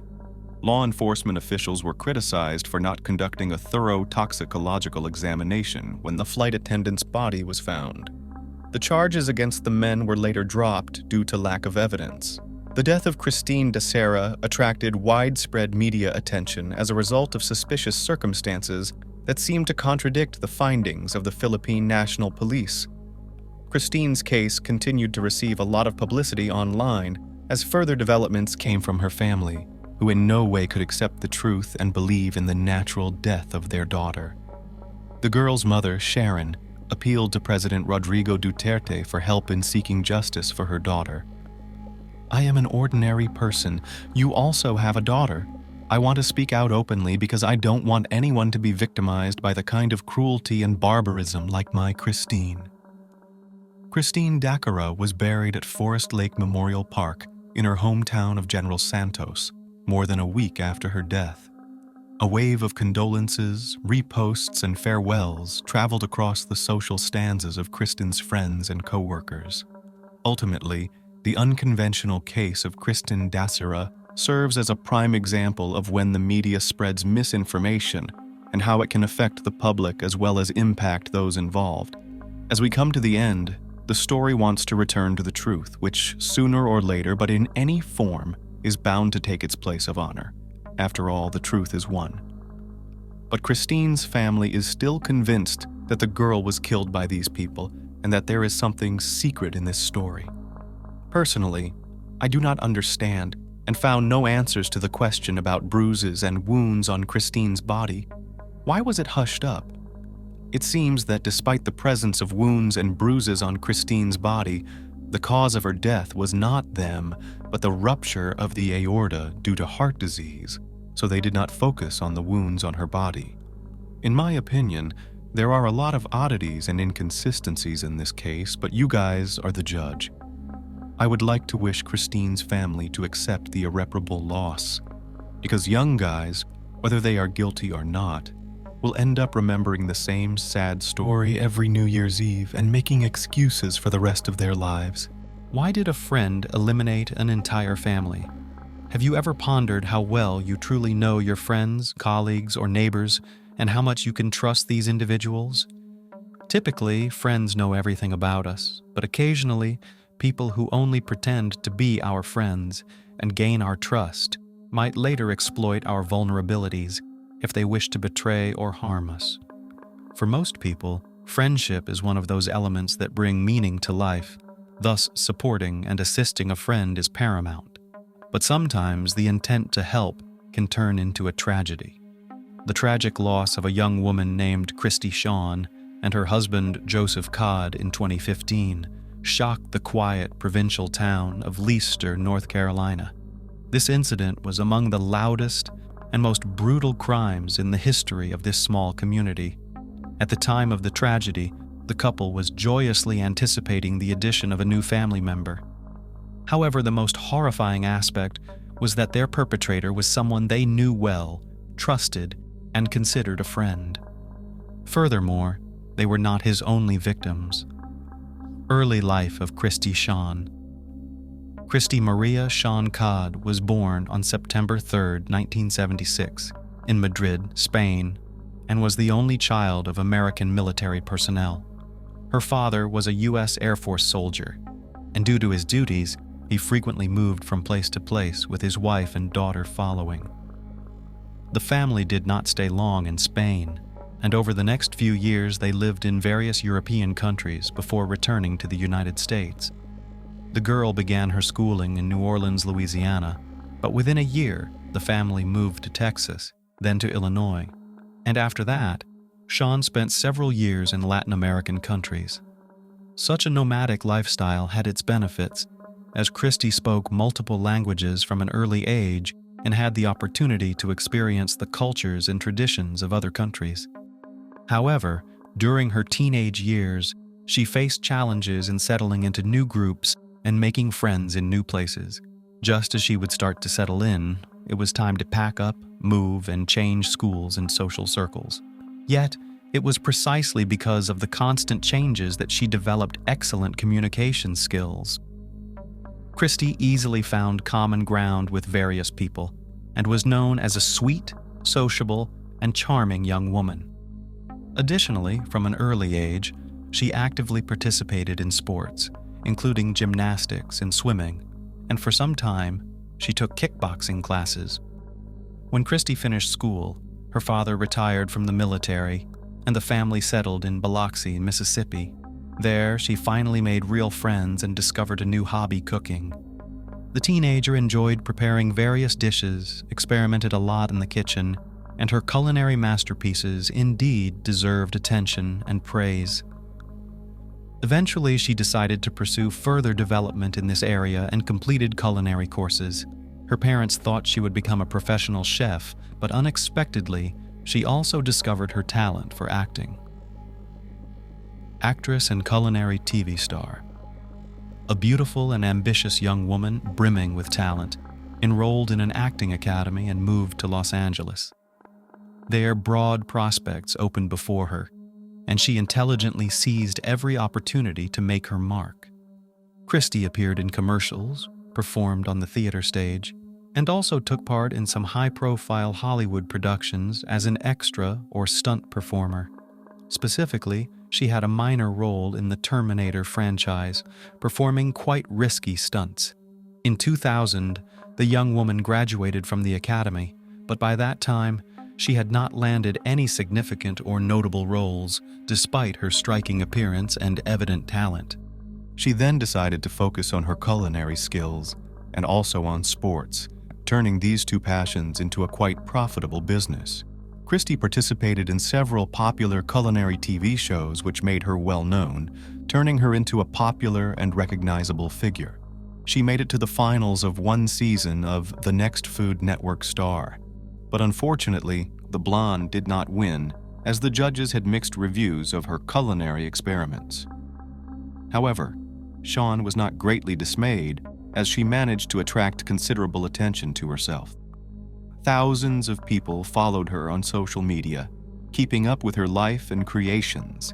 She actively promoted a healthy lifestyle, gave advice on proper nutrition, and even developed her own exercise routines to maintain good physical condition.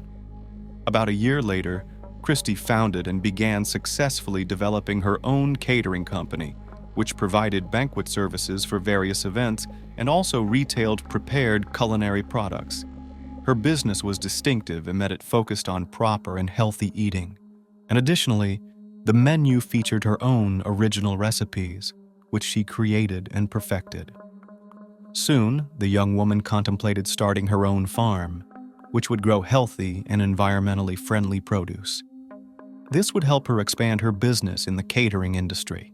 At the same time, she conducted online courses on proper nutrition and developed several other projects. Fateful encounter on TV. In 2012, Christie met Joseph Timothy Codd, better known as JT, who worked as a casting director in television, responsible for selecting participants and actors for various high-rated projects. They first met at a studio in Los Angeles at the casting for a culinary show that the young woman wanted to participate in, and they instantly clicked. Joseph was nearly 7 years older than Christie, had been married before but was in the process of divorcing at the time they met. He was utterly charmed by the beauty and charisma of this delightful blonde, and he began to court her.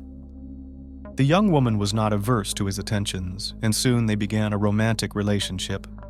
Joseph shared and supported the ideas of his beloved, and together they began to work on the project of their own farm. Soon after, the couple decided to leave Los Angeles and moved from sunny California to North Carolina. They sold Christie's quite successful and well-established catering business. Joseph sold his house in Hollywood, and they invested all the proceeds in buying a large piece of land in the town of Leister. The couple acquired a spacious and cozy house, as well as a nearly 1-acre plot of land to realize their dream. The man continued to collaborate with TV channels, but now worked remotely, while the woman actively worked on developing her personal blog about proper nutrition and a healthy lifestyle. They were an ideal couple, with their relationship marked by love and harmony. Soon, the lovebirds decided to formalize their relationship, and in August 2014, they had a lavish wedding attended by several hundred guests, including relatives, friends, colleagues, neighbors, and even some fans of the famous couple. They were truly happy and full of plans for their future together. 3 months after the wedding, the newlyweds learned that they were going to become parents for the first time. Their joy knew no bounds. After the new year, during a routine ultrasound examination, the doctor told the couple that they were expecting a daughter, and a few days later, during a phone call with her mother, Christie mentioned that they had decided to name their firstborn Skylar. Everything was going perfectly, and the pregnancy was progressing smoothly, but the couple's happiness was tragically short-lived. The mysterious disappearance of the Codds, Christie was 5 months pregnant and actively preparing for the arrival of their baby. She almost daily called her parents, who lived in another state, sharing updates on her well-being and chatting with her mother, sometimes for an hour at a time. However, on March 13, 2015, Christie's mother was unable to reach her daughter, but initially did not think much of it. The situation repeated the next day. Calls went through, but no one answered. Her son-in-law's phone also went unanswered. When by March 15th, both spouses' phones were turned off, Christie's mother became alarmed. Since Christie and Joseph's parents lived in other states, they couldn't quickly check on their children's home to ensure everything was all right. Therefore, Christie's mother called a close friend of her daughter, a woman named Cecily, who lived nearby and could check on them at their home. When a friend arrived at the Codd residence, she saw that both spouses' personal cars were parked at the house.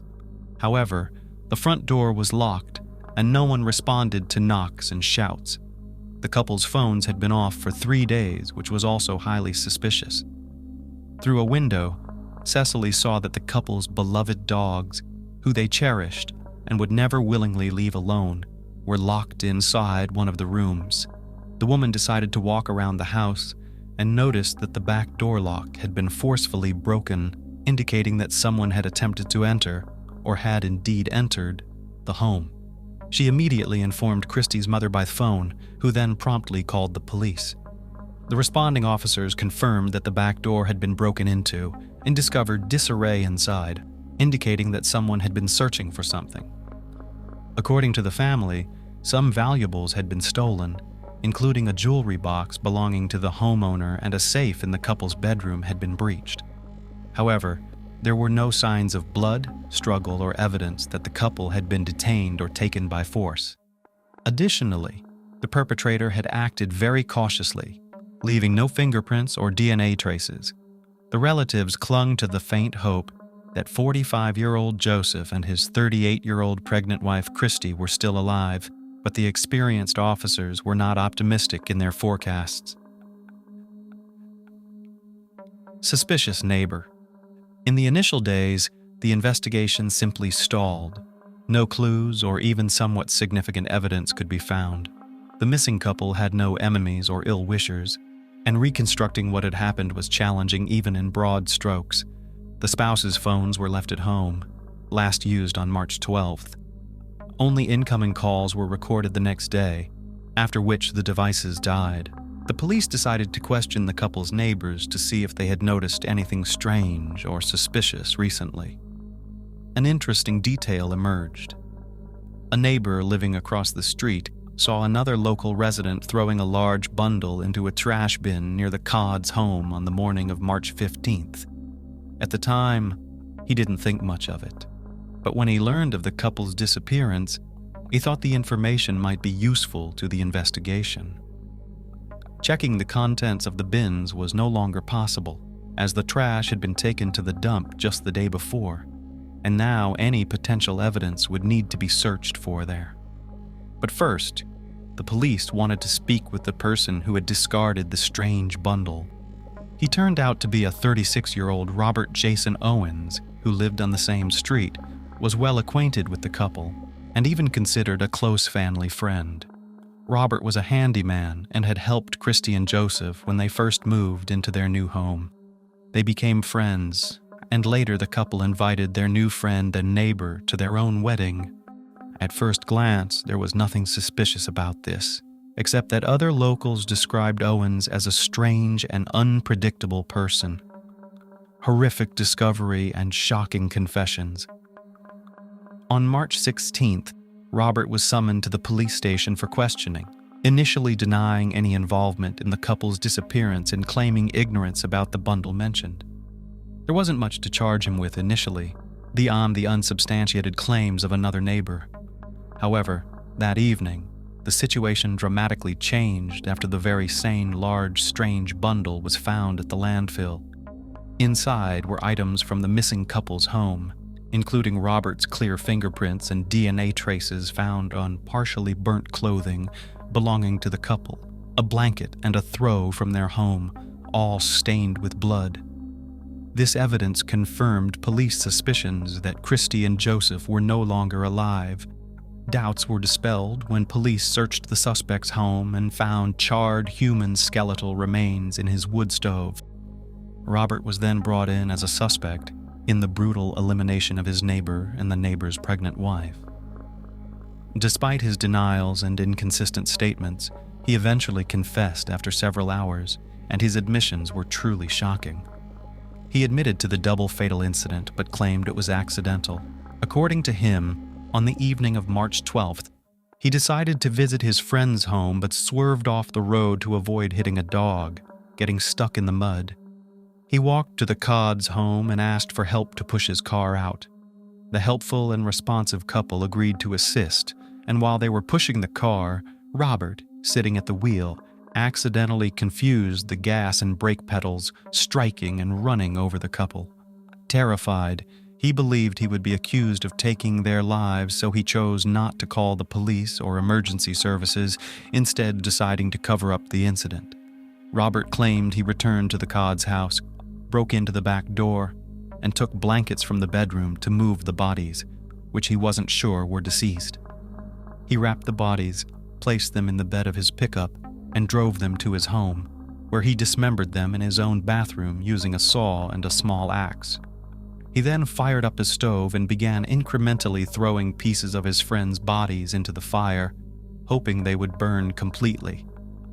The blood-soaked clothing, blankets, and footwear of the deceased he oddly chose not to burn, but instead packed into a trash bag and disposed of in a dumpster, assuming that once the trash was taken to the landfill, no one would be able to find anything. After all this, Robert claimed he decided to stage a burglary, though in reality, he had robbed his friend's home himself, stealing money and valuables, which he pawned the next day, unsolved crime. The cruelty with which Robert disposed of his friends' bodies and the eerie calmness with which he recounted the events shocked even seasoned police officers. In his home, they found a saw and an axe stained with blood, skin, and bone fragments of the deceased. The accused hadn't even bothered to clean the tools or attempt to hide them, confident that the investigation would never lead to him since he had left no traces at the Codd's house. Forensic analysis confirmed that the bone fragments found in Owens's stove belonged to the missing couple. Law enforcement decided to delve deeper into the suspect's background. Robert was unmarried, had no children, and barely maintained any contact with his relatives. He had previously lived in Asheville, North Carolina, but in 2000, he bought land in Leister and later built a house there. It turned out that his name was linked to an unresolved crime from 15 years prior that occurred in Asheville.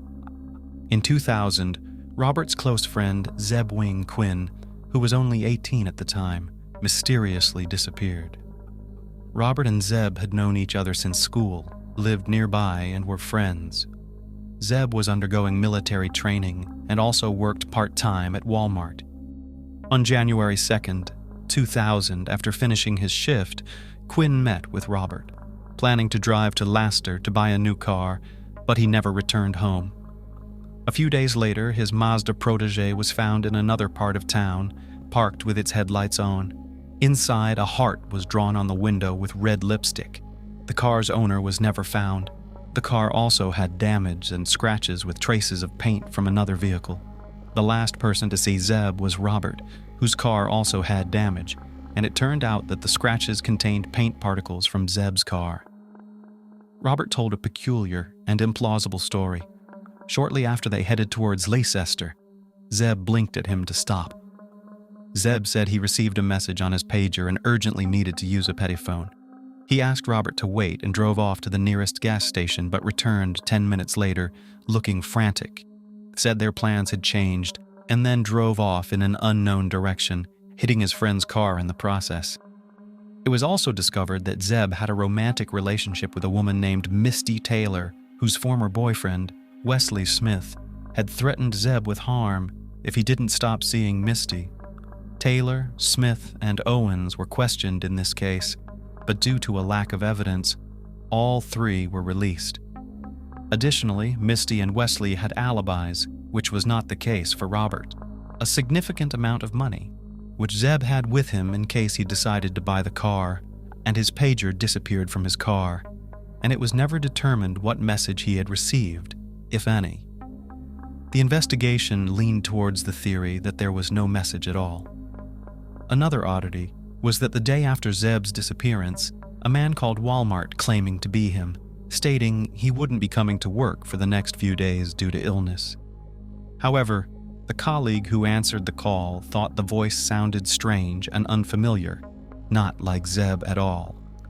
That phone call was traced to a Volvo plant where Robert worked. During questioning, Owens unexpectedly claimed that he made the call at his friend's request the night before Zeb sped away. No new evidence or witnesses were found, and the case remained unsolved, with Zeb Quinn listed as missing ever since. However, 15 years after these events, Owens was interrogated again, suspected of being directly involved in his longtime friend's disappearance. New, unexpected details of an old case. In June 2015, the case of Zeb Quinn was reopened from the archives, and the investigation resumed. However, at first, it seemed unlikely that law enforcement would uncover any new information. Robert recounted the same story he had told back in 2000, indicating he had nothing new to add. Nevertheless, the police decided to conduct a more thorough search of his property, where they stumbled upon something very peculiar. In a detached concrete slab at Owens's home, a strangely walled-off cavity was discovered, inside which were small, heavily charred human bone fragments. Unfortunately, the remains were too damaged to undergo DNA analysis, so it was impossible to definitively determine if they belonged to the missing Quinn. A neighbor's interview provided even more unexpected results. An elderly man living nearby remembered something from January 2000 when young Owens had just purchased the land and was starting to build his house. One evening, he started a fire that emitted a sickly, sweet, nauseating smell. The neighbor even confronted him because the wind was blowing the stench in his direction, nearly making him sick. Soon after, the fire pit was covered with concrete, which seemed highly unusual, but Robert claimed he planned to build a small fountain there, which he never did. The neighbor had forgotten about the foul-smelling fire until 15 years later when police showed up at the property. Ultimately, Owens confessed to being complicit in a crime, telling an entirely new story. According to him, Zeb was killed by his own uncle, Walter Owens, who had been hired by Wesley Smith to eliminate Misty's new boyfriend, whom he still loved. Robert claimed he was unaware at the time, and his uncle had asked him to lure the young man to a secluded spot.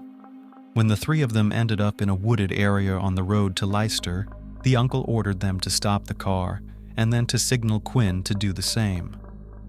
Once the young man stepped out, Walter shot him silently and then instructed his nephew to help dismember and package the body, which was burned on Robert's property that same night and encased in concrete.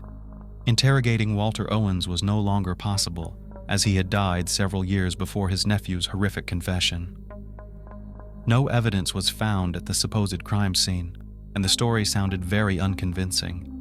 Legal proceedings, plea agreement, and final verdict.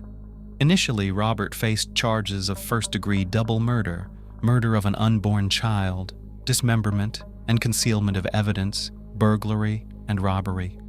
All these charges could have led to the death penalty, but it was revealed that the defendant had long suffered from depression and mental disorders, taking powerful medication, which his lawyer used as a foundation for defense. Thanks to a well-constructed defense strategy, the accused could have been found insane and sent to a psychiatric clinic instead of prison, which neither the prosecution nor the victim's relatives found satisfactory. At the same time, the investigation into Quinn's case began, from which the criminal might also escape unpunished. In 2017, the defendant agreed to a plea deal, admitting guilt in the murder of the Codds in exchange for a guaranteed removal of the death penalty from potential sentences. For this case, he was found guilty of second-degree manslaughter, dismemberment and incineration of bodies, burglary, and robbery. In total, he was sentenced to 59 years in prison. In 2022, Owens made another plea deal with the authorities, this time regarding Quinn's case. However, he only admitted to complicity in murder and assisting in hiding the evidence. For this crime, he received an additional 12 years, added to his already effectively life sentence. After the sentencing, the murderer addressed the court, asking forgiveness from the relatives of the people he had killed. He again spoke of his innocence, attributing everything to an unfortunate accident and citing his mental disorder and the influence of strong medication, which impaired his judgment. However, the relatives of Christine and Joseph Codd, as well as Quinn's family, did not believe him. They have never reconciled with the term unintentional murder and believed that in both cases, the man acted deliberately and for selfish motives. The Jared Bridegan case, from love to contracted end of life. No matter how many years a couple has spent together or how happy their marriage was, divorces often lead to a breakdown in amicable or at the very least respectful relationships. But sometimes former husbands and wives part ways as true adversaries. Once close partners deliberately make each other's lives miserable, inflict harm, or wish for the other's demise. In rare instances, it doesn't stop at mere wishes, escalating to actual physical confrontations. Today, we'll examine such a case. To begin, it's important to note that the case surrounding the death of 33-year-old Jared Bridegan, an employee of Microsoft and father of 4 young children, has yet to reach a conclusion. Currently, 3 individuals have been arrested on charges of conspiracy to commit a planned confrontation resulting in Bridegan's death. 2 of them face the ultimate penalty of capital punishment. This sensational story that unfolded in the sunny state of Florida has, without exaggeration, shaken the entire country. Its protagonists are parents of multiple children, once bound by marriage. The motive for the crime is alarmingly mundane: a refusal to split jointly acquired assets and custody of their offspring. However, the approach to ending Bridegan's life resembles a complex detective plot. Let's explore how former spouses and deeply religious individuals became the worst of enemies and why it all ended in a tragic demise. Who was Jared Bridegan? Jared J. Bridegan was born in 1989 in Florida, into a modest family where he was the second of two sons. He grew up alongside his older brother Adam, with whom he was practically inseparable from childhood. The brother's parents were devout members of the Church of Jesus Christ of Latter-day Saints. As a teenager, Jared met a girl named Mallory Beaudette at church. The two developed a romantic relationship, and Beaudette would later refer to Jared as her first true love. However, their relationship never led to marriage, as cohabitation was discouraged within their religious community. Therefore, when Jared graduated from a Florida arts high school in 2007 and decided to further his education in another state, they parted ways. Jared moved to Utah, where he enrolled in college, meeting his future first wife. In 2009, at the age of 20, Jared Bridegan met a woman named Shanna Gardner at a friend's birthday party. She was 2 years his senior and came from a well-off family. She was also a member of the Church of Jesus Christ of Latter-day Saints, previously mentioned.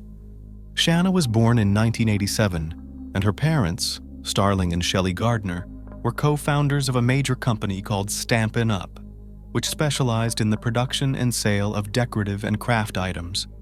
By 2010, it was reported that their family business, headquartered in Salt Lake City, was generating an annual revenue of $100 million. Shanna has a sister named Sarah, who currently holds a managerial position in the family business. As an heiress to such a wealthy family, Shanna grew up in luxury and was accustomed to living a life of leisure without ever working in her trained profession as a chef. She was described as enthusiastic and somewhat fickle. According to Mallory, who was mentioned earlier, Jared was initially not too interested in his new acquaintance. However, Shanna went out of her way to entice him with her lavish lifestyle, hinting that together they could travel the world and do as they pleased since her parents would financially support them. Family life and the birth of twins. Just a few months after their first encounter, the couple got engaged, and by early 2010, less than a year after they met, they celebrated a lavish wedding in a temple in Salt Lake City, Utah, with the Gardner family covering all expenses for the ceremony and reception. This quick move to marriage was influenced by the couple's religious beliefs, which frowned upon cohabitation and lengthy engagements. Following their wedding, the newlyweds settled in Utah, where the bride's parents helped them purchase a comfortable home valued at about $1 million. Each spouse also had their own Mercedes, despite Jared still being a student at the time and Shanna not working at all. The couple traveled extensively around the world, sharing numerous photos of their exciting trips, expensive purchases, and leisure activities on their social media profiles. According to close acquaintances, Shanna's parents gave the couple around $10,000 monthly for various expenses, and also granted them free access to their accounts. Moreover, after Jared completed his degree, his in-laws generously provided him with $100,000 to start his own business. In 2013, the couple welcomed twins, a daughter, Abigail, and a son, Liam. The family moved to Connecticut for a time, but soon after, Liam was diagnosed with a heart condition and lung issues. Doctors recommended moving closer to the sea, noting that it would benefit the child's health. The Bridegan's relocated to Florida, where they purchased a 2-story comfortable home near the coastline at Ponte Vedra Beach, south of Jacksonville. At this time, Shanna actively managed her own blog on social media, portraying herself as a loving wife, a caring mother to the twins, a professional chef, and a woman passionate about travel and sports. She took fitness seriously and visited the gym nearly every day. Seeing her dedication, Jared decided to surprise his beloved and hired a personal trainer for her. The scandalous divorce. Shortly after moving, clear issues emerged in the marriage, though the couple stubbornly pretended everything was fine. Shanna became disillusioned with their religion, almost ceasing church attendance, while her husband remained a devout and exemplary member. This difference in religious commitment led to arguments, misunderstandings, and tension. Reportedly, Shanna also became disillusioned with Jared, whom she perceived as too lazy, having gained weight and still only half-heartedly attempting to get his business off the ground. After completing online courses in programming and design, Jared secured a position at Microsoft, finally starting to earn independently. A few years later, he advanced to a senior manager role. Nonetheless, the couple grew increasingly distant, and arguments became a routine occurrence in their household. The situation escalated when Jared accidentally discovered intimate exchanges between his wife and her personal fitness trainer.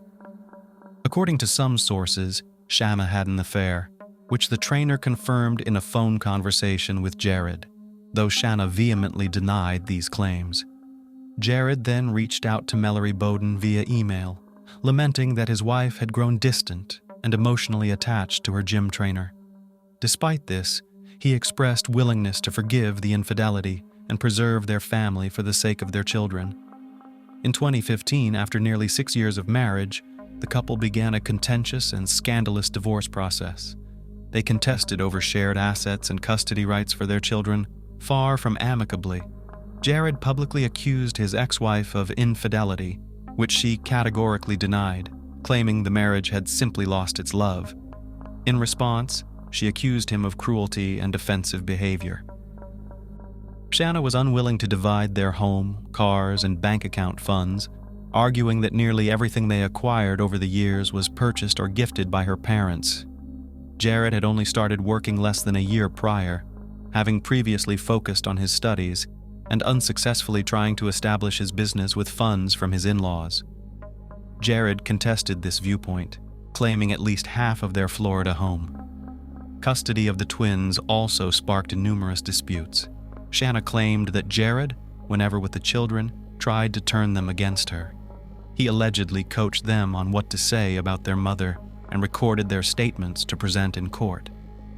Jared, in turn, accused his ex-wife of comprehensive surveillance, including installing hidden cameras in their home, tapping his phone calls, and placing a tracker in his car to monitor his movements. Shanna sought sole custody of the children and the exclusive ownership of their seaside home. She also claimed Jared threatened to withdraw all the money from their children's trust funds for his personal use. Jared countered by alleging his ex-wife evaded taxes by working off the books at her parents' company and receiving tens of thousands of dollars. New families, old disputes. By the end of 2015, the court had mandated joint custody of the children, but that hardly put an end to the disputes between Jared and Shanna. Even after their divorce was officially finalized, they continued to meet in court for nearly 7 more years, leading up to the tragic conclusion of their saga. By this time, both had moved on to start new families and have more children. In 2016, Jared met a woman named Christina, a fellow Microsoft employee who lived and worked in North Carolina. Initially, their interactions were strictly professional, but they gradually grew closer, and a few months later, Christina moved to Florida to be with Jared. In the fall of 2017, they married, and by February 2019, they welcomed their first child together, a daughter named Bexley. In August 2021, their son London was born. Shanna, too, remarried in 2018, tying the knot with Mario Fernandez, a man a year her junior who owned a real estate business. That same year, they welcomed their son Michael. The family resided in the same house where Shanna had lived with her first husband, Jared, the house that had been a battleground in their court disputes. The presence of new families did not calm the waters between the ex-spouses, who continued to file lawsuits against each other with new demands. Jared insisted that Shanna's new husband, Mario, should not be allowed to be with the twins if their mother was absent. Conversely, he wanted his new wife, Christina, to be fully involved in the upbringing of his older children. The last court meeting between Jared and Shanna occurred 4 months before Jared's death and was exceptionally tense. They exchanged another round of mutual accusations and contested the rights to their property. Shanna claimed that Jared was preventing her from using the family's larger, more comfortable vehicle for transporting the children because he was more concerned with humiliating the mother than with the convenience and safety of his own children. At this point, the court granted Shanna exclusive rights to use the larger vehicle and ordered Jared to pay her $600 in compensation. The tragic end on a secluded road. Per the agreement between the ex-spouses, Jared picked up the twins on Wednesdays for a family dinner, including their younger sister Bexley. Christina sometimes joined them, but after the birth of London, she spent most of her time with the newborn, preferring not to leave him with babysitters. On Wednesday, February 22, 2022, Jared, following routine, took the children to a coastal cafe after picking them up. After dinner and a stroll, he dropped the twins back at their mother's house and then headed home on his usual route. The journey typically took about 40 minutes, part of which traversed a rather deserted stretch of road without streetlights. It was here that Bridegan encountered an unexpected obstacle. Driving slowly and cautiously, aware of his 3-year-old daughter asleep in her car seat, it was around 9 in the evening, and the sun had set when suddenly, in the headlights, he spotted a tire lying in his lane. He stopped, activated his hazard lights, and got out to move the tire to the side of the road. That's when the shots rang out. Jared had no chance to escape. The perpetrator, acting with deadly precision, fired several bullets at close range before fleeing the scene. The child, dozing in the car, was unharmed.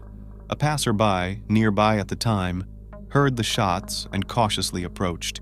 Discovering Jared lying in a pool of blood, he immediately called the police and paramedics, but tragically, it was too late to save the victim. The investigation and initial suspicions Christina called her husband just minutes before the incident, and he informed her that he had just dropped off the children and would be home in about 15 minutes. However, 30 minutes passed, then an hour, and Jared was nowhere to be seen and stopped answering his phone calls. Anxiously trying his number again, Christina was answered by a police officer who informed her of the incident and requested her immediate presence at the Jacksonville Beach police station. The investigation team at the scene determined that the obstacle on the road, a tire, was the reason for Jared's vehicle stopping. They concluded that he had exited his car to remove the obstacle, but was then shot. His 3-year-old daughter, asleep in the car, was unharmed, indicating she was not the target of the mysterious shooter. Furthermore, no valuables were missing from the vehicle, where a wallet with cash, a phone, and a tablet were left, effectively dismissing the robbery theory almost immediately. When asked whether her husband had any known enemies, antagonists, or recent conflicts, Christina stated she was unaware of anyone wishing harm upon her husband, other than his first wife, Shanna. However, she refrained from making direct accusations without incontrovertible evidence. The police reported a lack of surveillance footage due to the absence of cameras on the stretch of road where the incident occurred.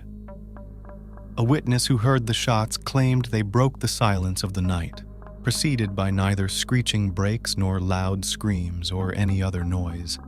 However, they did hear the sound of a vehicle speeding away, though nothing was visible in the darkness. Christina's suggestion of Shanna's involvement in the crime seemed plausible to investigators, yet detectives knew it was unlikely she acted directly, especially given her solid alibi of being at home with her husband, the twins, her younger son, and her parents who were visiting. The police decided to check nearby surveillance cameras. The footage showed an old dark blue Ford F-150 with brown trim entering the area about 15 minutes before the incident, and again a few minutes after the shots were reported by the witness. Detectives turned to the public for help in identifying the vehicle of interest. Jared's family made television appeals, urging anyone with even the slightest information potentially related to the case to come forward. The first suspect arrested, Shanna and her current husband, Mario, were repeatedly called in for questioning, but vehemently denied any involvement in the murder. Shanna didn't hide the fact that her relationship with her ex-husband was complicated, but she insisted she would never wish harm upon the father of her children. She also shared with the media how the 9-year-old twins reacted to the news of their father's death. According to her, Abigail cried uncontrollably for hours, while Liam was in shock and silent for a long time. It's worth noting that neither the ex-spouse nor the older children attended Jared's funeral. Christina had told Shanna that her presence at the farewell ceremony was highly unwelcome, to which Shanna responded that if she wasn't allowed to be there, the twins wouldn't attend the burial either. It wasn't until January 2023, almost a year after Mr. Bridegan's murder, that the first suspect was arrested. The police had been silent about the progress of the investigation, only noting that it involved considerable resources and effort. After an exhaustive search for the dark blue Ford F-150, luck finally smiled on the investigation when the vehicle was involved in an accident, but left the scene before the police arrived. This time, the incident occurred in a crowded area with many witnesses, and the offender was identified the same day thanks to multiple camera recordings. The car was owned by 62-year-old Henry Teenan, an unemployed man with previous convictions. He was charged with second-degree premeditated murder using a firearm, participation in a criminal conspiracy with the intent to commit murder, and setting up an ambush with an obstruction for the victim. Jacksonville Beach Police Chief Jonathan Paul Smith and City Prosecutor Melissa Nelson announced these charges during a press conference.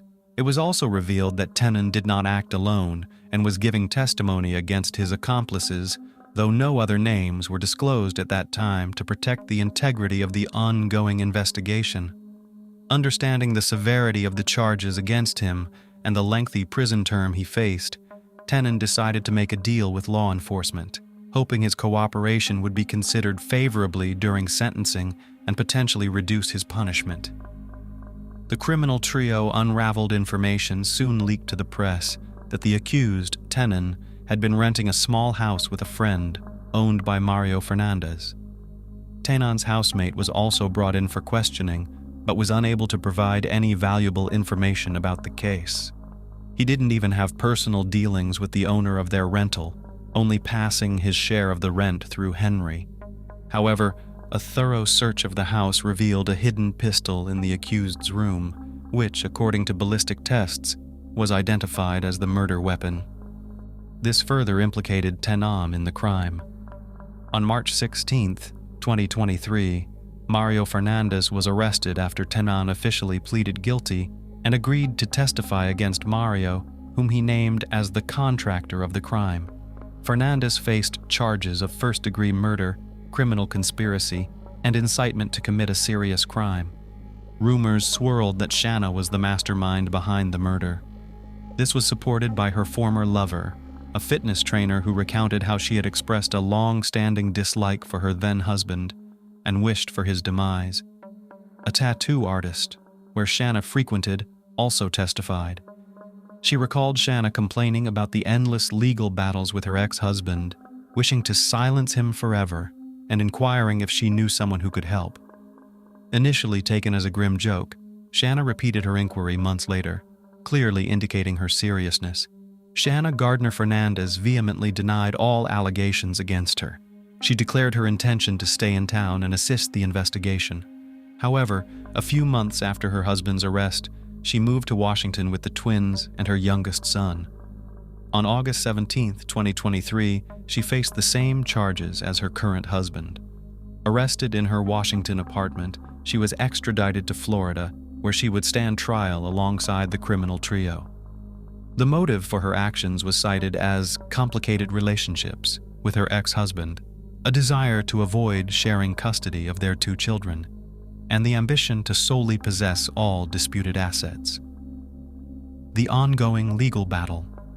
As of now, the case remains open, and legal proceedings against all conspirators are underway. Teenan has pleaded guilty to all charges, is actively cooperating with the investigation, and hopes for leniency. Reports suggest he faces at least 15 years in prison, a substantial period for someone of his advanced age, potentially equivalent to a life sentence. Mario Fernandez has only partially admitted his guilt, and exercising his legal rights, has refused to testify against his wife. On the other hand, Shanna Gardner Fernandez vehemently denies all charges against her. Nevertheless, prosecutors are seeking the death penalty or life imprisonment without the possibility of parole for the couple. Shanna's 3 children are currently under the care of their maternal grandparents, Starling and Shelley Gardner, and their Aunt Sarah. The streets were dark and mostly empty.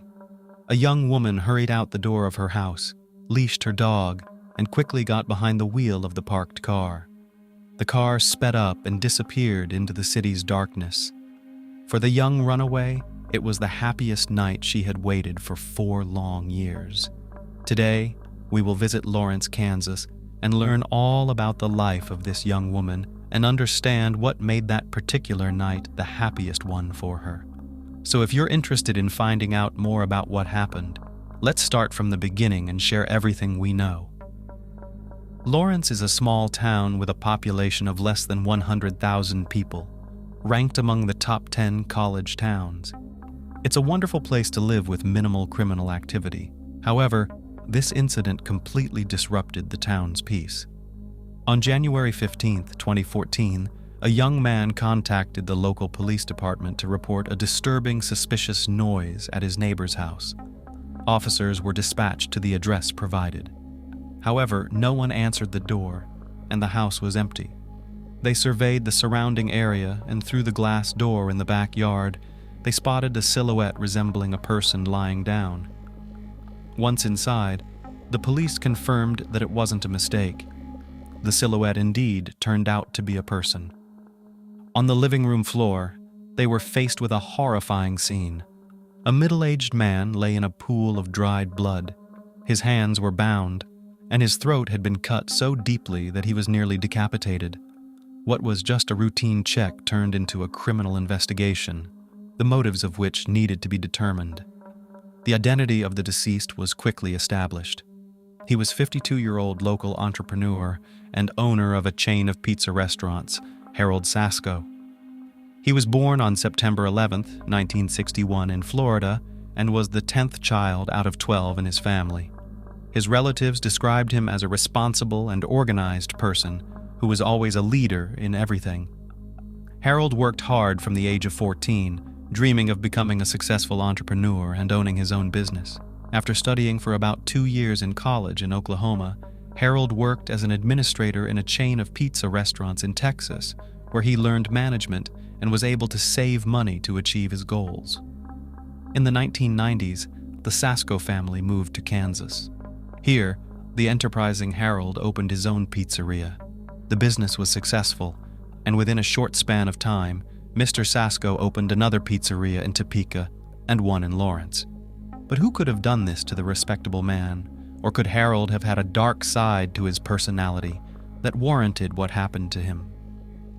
Investigators quickly established that Harold Sasko had been living with 19-year-old Sarah Mclinn for the last few years. However, she was not found at home and could have been the second victim of a brutal attack by a mysterious criminal. Sarah could have been the last person to see Harold alive, but where did the girl disappear to? In order to find the missing Sarah and uncover the mystery of the relationship between an adult man and a young woman, investigators had to piece together information about the complicated and secretive relationships that had been kept under wraps in the deceased Harold Sasko's home. Sarah Gonzalez Mclinn was born in 1994 in Topeka, Kansas. She was a normal child, energetic, cheerful, sweet, and smiling. The girl was interested in everything new and fearlessly tried new hobbies. In her teenage years, she faced harassment from a neighbor, and her mental state was shaken. Sarah was very scared by the harsh behavior of the adult man. She felt helpless.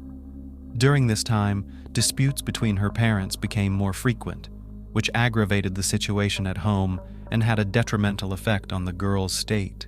She had to grow up early to try to understand adult difficulties, but the immature psyche of a teenager did not yield the desired result, and Sarah began to drown her problems in alcohol.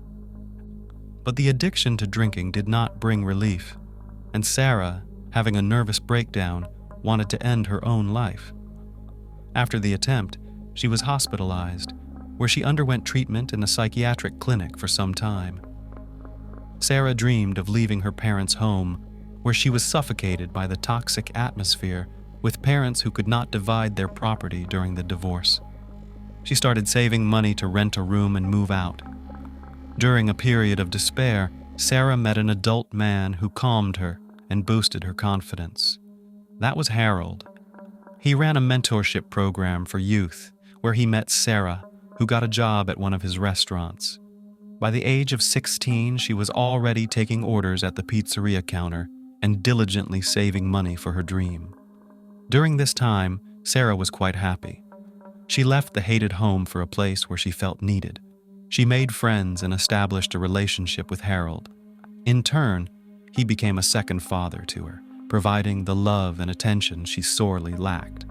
One day, in a confidential conversation, Sarah honestly told him about her problems, and they moved in. Harold offered Sarah to move in with him temporarily until she found separate accommodation. Sarah's mother was against it, but the girl was adamant. After enrolling in college, Sarah moved in with her mentor. It was a forced measure, which Sarah believed should not last long. Harold paid for her education. They established a friendly relationship and grew close as father and daughter. And for a long time, that was indeed the case. Interviews with neighbors and witnesses showed that Harold was a pillar of support for Sarah after the difficulties she had experienced in her family. She found refuge with an adult friend. Harold was both a mentor and a friend to her, despite their significant age difference. After Harold Sasko's demise, the police needed to find Sarah Mclinn as quickly as possible, as she could be in danger. Blood tests showed that all the blood belonged to the deceased, indicating that Sarah was alive and could indeed have been abducted. During the search, it was discovered that Sarah's biological father had reported her missing much earlier than the news of Harold's demise became known, but the police had been inactive, assuming teenage maximalism and her frequent departures from home. Detectives believed that the young woman might also have been a victim of an attack. Her search continued. However, the investigation considered various theories of the attack and crime. One of them was robbery. During the house inspection, it was found that some valuables and items had been stolen. Closets were partially emptied. Money and weapons owned by Harold were also stolen. There was disorder everywhere. Most of the items had been thrown out of the closets. After compiling lists of the stolen items, it became clear that only Sarah's belongings were missing. Her tablet, phone, and car were found on the parking lot at the house. For the investigators, this confirmed that the young woman had been abducted. Mr. Sasko's dog, Oliver, also disappeared without a trace, but why would the abductor take the dog? The disappearance of the dog puzzled the investigators, and they noted that Harold's car was also missing from the parking lot. The license plate was checked in the database, and the police began actively searching for the car. By tracking all the recordings from the city's surveillance cameras where the car could have been spotted, they managed to determine the direction of the suspected criminal, but the blurred frames did not allow them to identify him. Information about the stolen car with the possible criminal was distributed to nearby posts along the possible routes, but no clarifying information was received. While waiting for information about the car's movement, the investigators did not waste time. They actively questioned Sarah's friends and acquaintances, hoping to get more information about the unusual cohabitation of the young woman and the mature man. At that time, Harold Sasko had been married 3 times, but was divorced and lived only with Sarah. The fact that a 19-year-old woman was living with a 52-year-old man as friends was peculiar, but no other information about Sarah and Harold's relationship could be obtained. No one had ever seen them as a couple. Sarah had her own room in Harold's house. Could it be that this mature, well-to-do man really became a second father and mentor to the young, lost girl? It really seemed to be the case. Harold Sasko was viewed as a kind and sensitive person and a benefactor. His colleagues also confirmed no closeness between the boss and the employee. The investigation was at a standstill. After a critical 48 hours, Sarah Mclinn had still not been found. Investigators were puzzled, but continued their search for the young woman. 3 days into the search efforts, an unexpected phone call to Sarah's parents' home turned the detectives' theory upside down. The awaited call was brief. The caller waited for an answer and then hung up silently. The police, anticipating a call from the suspected abductor, managed to trace it quickly. The caller's location was identified as a 24-hour store at a gas station in Bishop, Texas. Immediately heading to the location and reviewing surveillance footage, the police were shocked to recognize a female figure very similar to Sarah. The woman freely entered the store, made purchases, made the call, then left in Harold's car. Could it be possible that Sarah, whom the police were searching for as a victim of abduction, was actually the criminal and had fled, taking her beloved dog with her? On January 25, 2014, rangers in Everglades National Park in Dade County, Florida, found Sarah Mclinn sleeping in the parked car with Oliver, Mr. Sasko's dog. Upon searching the car, several knives, an axe, and Harold's pistol were found. On February 1, 2014, after she waived her extradition hearing in Florida, Sarah was transported back to Kansas, where officers placed her in the Douglas County Jail. The car was seized and sent for inspection. Forensic analysis confirmed that the bloodied knife found was the weapon used in Harold Sasko's demise, but what led to such a brutal crime? During Sarah's interrogation, it was revealed that their relationship initially mirrored that of a father and daughter. He took care of her and told everyone she was his stepdaughter to avoid unnecessary questions. Sasko was aware of Sarah's difficult relationship with her parents. He knew she had been brutally assaulted by a man who had left her with cigarette-burn scars. She had tried to end her life, and she was diagnosed with post-traumatic stress disorder and depression. Harold promised to take care of her, but the supposed sanctuary included unrestricted access to marijuana and alcohol. Cocaine and ecstasy were also available. He charged her rent, and she bought her own food. He gradually gained control over everything she did. After living together for about 6 months, Harold confessed his love for her.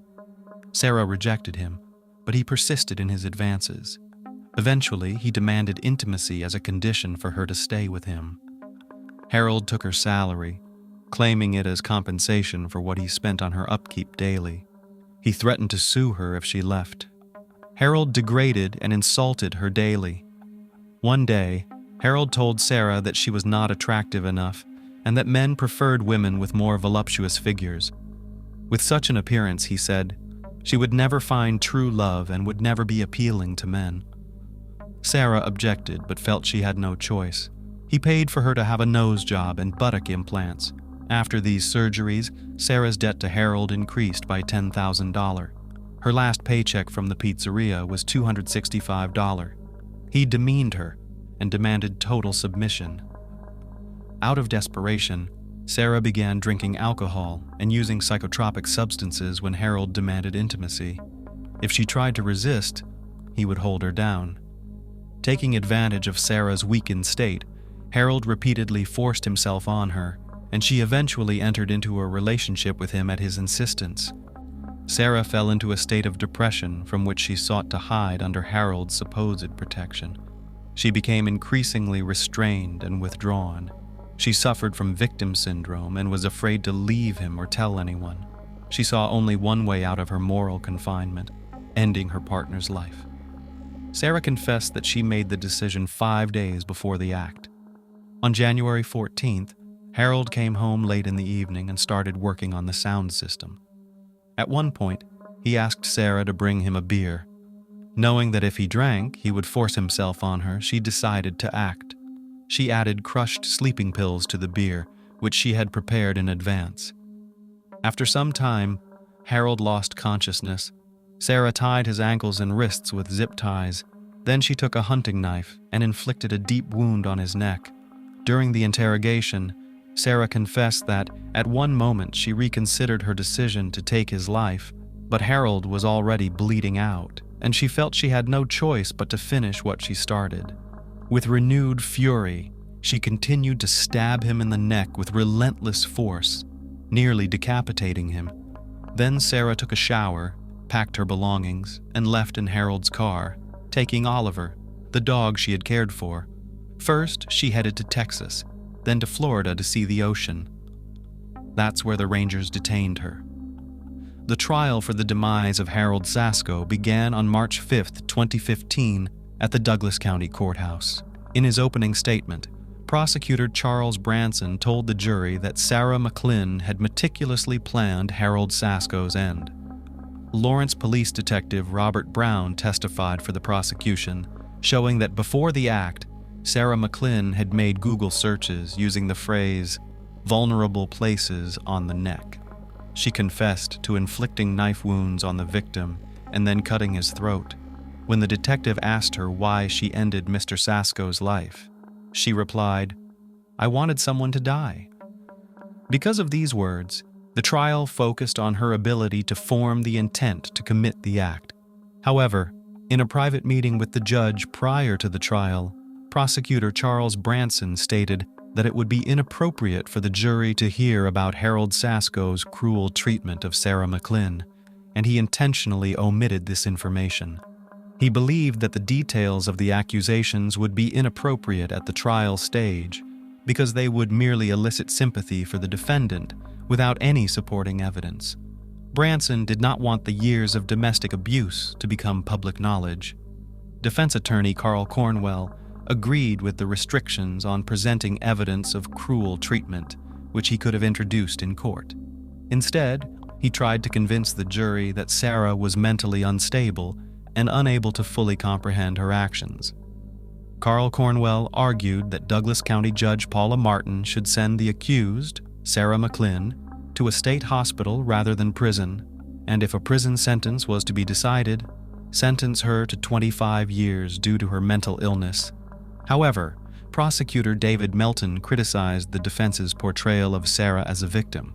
He added that a psychological evaluation at Larned State Hospital, an impartial entity, showed that Mclinn did not meet the criteria for dissociative identity disorder.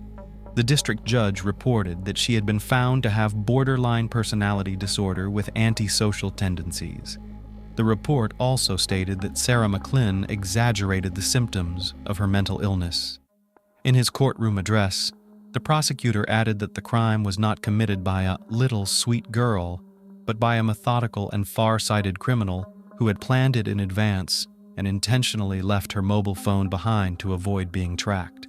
In his closing statement, Prosecutor Melton said that in his legal career, he had never encountered something so reprehensible and brutal as the crime committed against Harold Sasko, and therefore, the defendant deserved a sentence ranging from 50 years to life imprisonment. Some crimes are so evil, so horrendous, that they warrant harsher punishment, Melton said.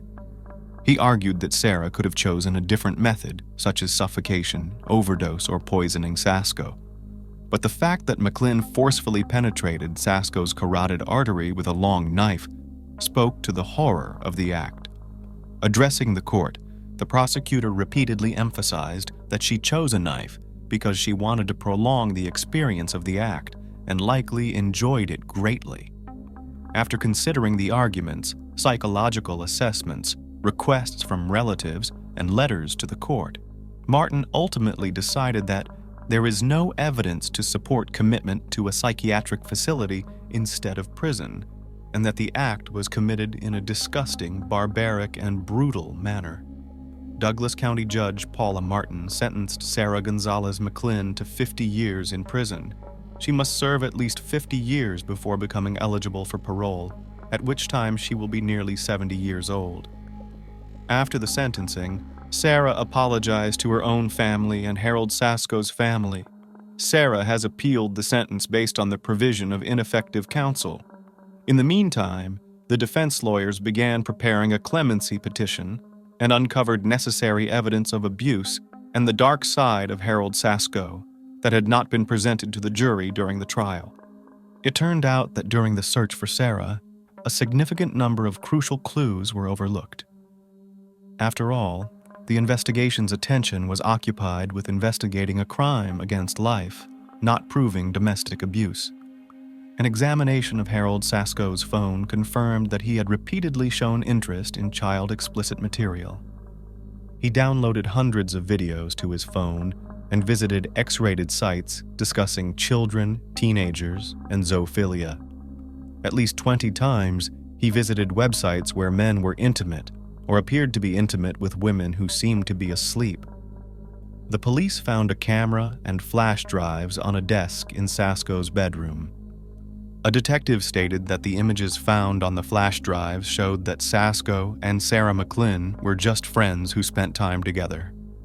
The defense attorneys were not allowed to review the files. Sarah was shocked and confused when the evidence of harsh treatment was not presented in court. She did not give up on proving that at the moment of ending her aggressor's life, she saw no other way to save herself. On March 20th, 2015, after deliberating for just 4 hours, the jury found Sarah Gonzalez Mclinn guilty of first-degree premeditated homicide with aggravating circumstances, unaware of the months of harsh treatment that preceded her dreadful crime. Now her lawyers hope to get her out of prison, convincing the governor to pardon her, which is a long-term attempt to correct what they consider an injustice. In 2021, the newly elected district attorney of Douglas County, Susana Valdez, struck a stunning deal. The sentence for Sarah Mclinn was reduced by half in exchange for waiving the right to appeal. The case of Sarah Mclinn is one of the most confusing and recurring institutional failures where, in the pursuit of justice, the truth remains sidelined. Currently, Sarah Gonzalez Mclinn remains incarcerated at the correctional facility in Topeka, Kansas. The earliest she can be released is in 2039, but strangely enough, prison gave Sarah a chance to heal. In her only interview, she admitted that being locked up was the biggest relief for her. She found time to reflect on what had happened. She wrote letters to God, trying to cope with her shame. In prison, she trains Labrador and Golden Retrievers for service in an organization based in Washington, Kansas. Sarah says that the dogs have healed her more than she could have ever imagined. In her statement, Sarah said that since she's been in prison, she's dedicated every day to becoming better, not just for herself, but for her family and society. I will continue to ensure that everything that happened was not in vain, as I am no longer the young woman who felt hopeless and didn't know what to do. At the scene where Harold Sasko's life was ended, the word freedom was written on the wall in blood, a word the investigators initially struggled to decipher. During questioning, Sarah replied that she wrote what she felt after committing the crime. Paradoxically, it was in prison that Sarah Gonzalez Mclinn found her freedom. Before starting the story, I want to apologize for my bad English. I am not a native speaker. However, I am trying my best for you guys. Thanks for your understanding. It's pretty exciting to admit to your parents the decision to play your own wedding. Tina Thomas was a lot more nervous than her fiancé, Gabe Watson. Tina was 26 years old at the time, just like her future husband, and this was her third serious relationship and second attempt at a wedding. Her first attempt to build a family with boyfriend Scott McCulloch ended in failure. No, the relationship between young people were just fine, but only Tina's mother was against this wedding, and Scott himself she did not like. There were no specific claims, but like every mother, she wanted a better and happier life for her daughter, and Tina herself, at that moment, was still very young. For this reason, the couple soon parted. The mirage of a joint future melted away. The second attempt, with Stan Marks, also failed. Here, Tina's parents did not play any role. The couple could not overcome the first 3-year crisis, and they parted by mutual consent. Finally, on Christmas Eve, at a party of friends, Tina meets Gabe Watson. We can't say it was love at first sight, on the contrary.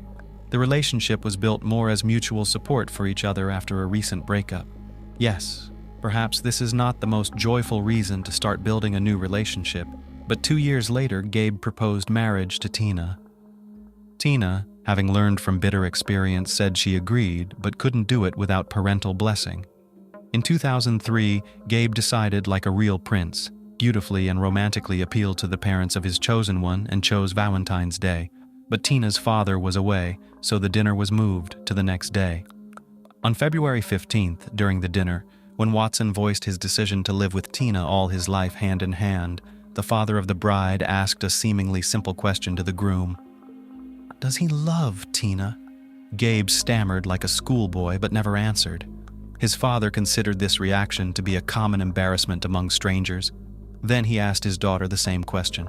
Surprisingly, Tina did not answer this question directly either, but began her speech by saying that she was afraid of being alone at the age of 26.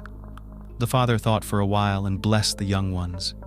Preparing for a wedding takes a lot of time and effort, and while Tina was thinking about her outfit, her guests, and the whole wedding, Gabe was only planning the honeymoon. He didn't care at all how his future wife wanted to spend her vacation. He had already decided everything for her. His plan was to go to the Great Barrier Reef, which is located in the Pacific Ocean near Australia, and go diving there. First of all, to look at the sunken ship, the Townsville Titanic, which sank back in 1911. The problem was that Tina, unlike Gabe, wasn't into diving. Yes, he took her scuba diving in the pool sometimes, in calm water under the supervision of lifeguards, but no more than that. Gabe, himself, was an experienced scuba diver. He was completing a rescue diving course and had over 50 dives to his credit at the time, and of course it wasn't in a pool. "If you don't learn to dive by our honeymoon, I'm warning you right away. You're staying home, walking the dog, or pruning roses in the garden. You're not going anywhere with me," said Gabe. Tina had no choice. In fact, Gabe even took out a loan to buy her own equipment and pay for her fiancé's classes.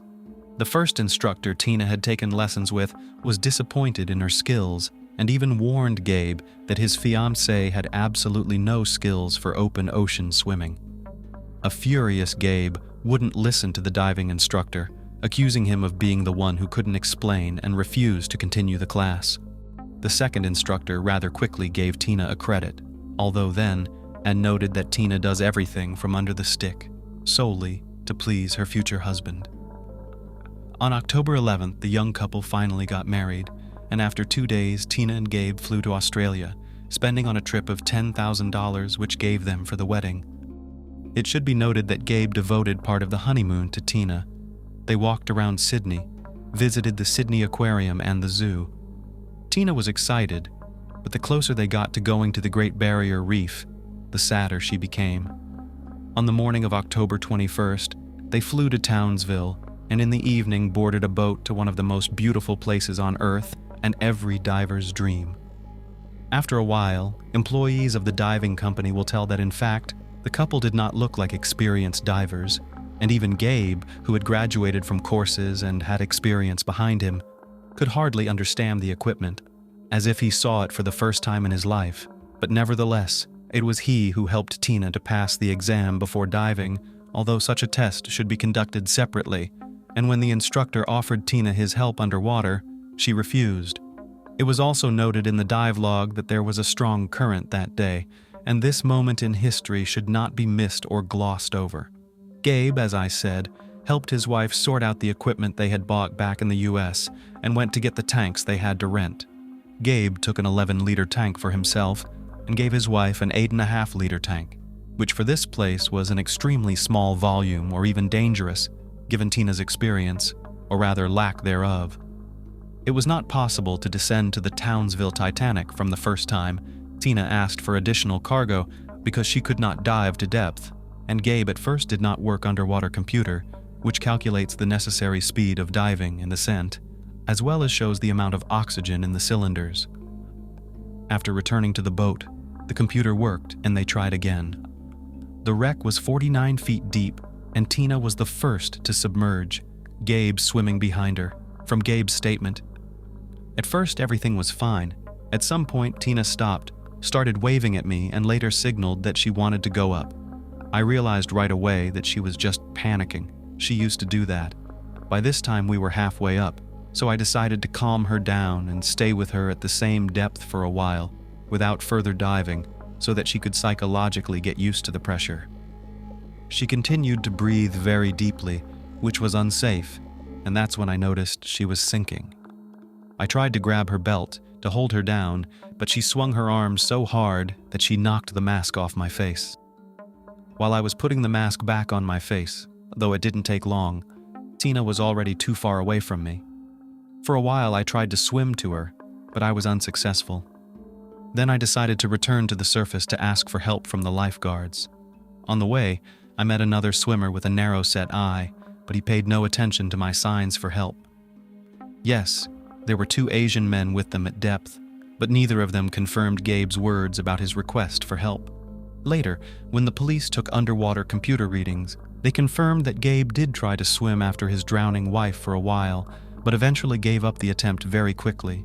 Although the ascent to the surface itself was not an emergency, on the contrary, Gabe surfaced as instructed, stopping at each required depth level. As for the other divers, each of them, when questioned by police, claimed that Gabe could have saved his wife, but he simply did not. In addition, this tragic incident occurred at the very beginning of their dive, and therefore Gabe had enough oxygen in his tanks to swim to the bottom and return back to the surface. The rescuers on duty on the ship, as soon as they realized what had happened, immediately went in search of Tina and found her very quickly. But unfortunately, it was too late. Tina was lying on her back, with her eyes open under her mask, at a depth of 82 feet.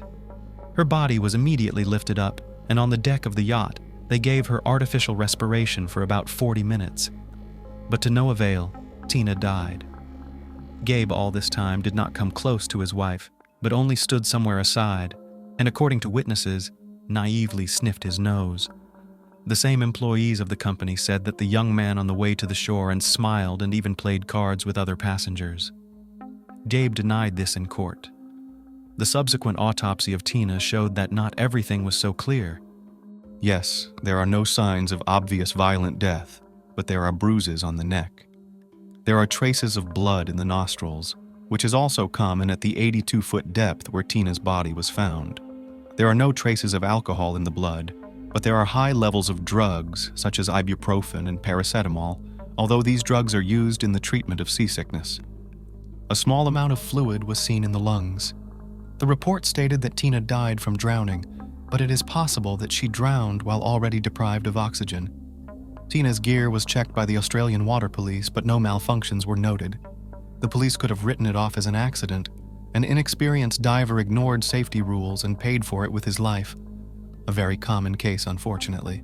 But only there were suspicious moments in this story, such as rather ambiguous results of the autopsy. Also, according to the diving team, strange behavior of Watson, which does not fit into the conventional picture, where the husband grieves for his wife who just died. All these factors did not give so easily close the case. And that's why the investigation was taking quite a long time. Gabe realized the detectives were digging for him. In addition, Tina's parents did not want to accept what had happened as a tragic accident and wanted to see their son-in-law in the dock. If not as the murderer of their daughter, then at least as a man who had not helped her. During the first interrogation, the police noted that the suspect was in shock, crying and laughing, twitching nervously, asking to call his father, who complained of pain in his ears, and begging him to tell his wife's parents about the tragedy. Late at night, Gabe was released. He went to the yacht that belonged to the company that sent them to the reef and asked them for a night's lodging, arguing that the trip was supposed to last 2 days, but because his wife had died, they had only been there for 24 hours. He also asked for a refund of half of the cost of their dive. In fact, he never got to see the sunken ship. On October 24th, Gabe's mother flies to Townsville to support her son and help him find a lawyer. That same day, at Gabe's request, they go to the morgue. Gabe wanted to see his wife one more time. Because the husband was still considered a suspect, the morgue employee called the detective who was in charge of the case. In theory, Gabe could have hidden some evidence, but the grief-stricken husband only cried, held his wife's cold hand, and begged her forgiveness, not realizing at all that the police officer was standing outside the door at the time, recording him on a tape recorder. "I didn't mean to hurt you." These are the words Detective Lawrence later uses against Gabe in court. Then at the morgue, you told Tina you didn't mean to hurt her. What did you mean by that? Lawrence will ask his question. The story of Gabe's sore ear was repeated again as he was traveling home with his wife's body. During a layover in Oakland, he sought medical attention on the airport grounds and was held there for evaluation. According to the investigation, this was done on purpose to avoid seeing Tina's father. However, and divers will confirm this, ear problems are a fairly common ailment among divers. Tina's funeral was held on November 5th, where Gabe still had to meet with the deceased's father. Gabe, almost in full view of everyone, took off his wife's wedding ring, putting it on his ring finger over hers, as well as earrings, which he immediately handed over to his father-in-law. Watson and the Thomas family never crossed paths again that day.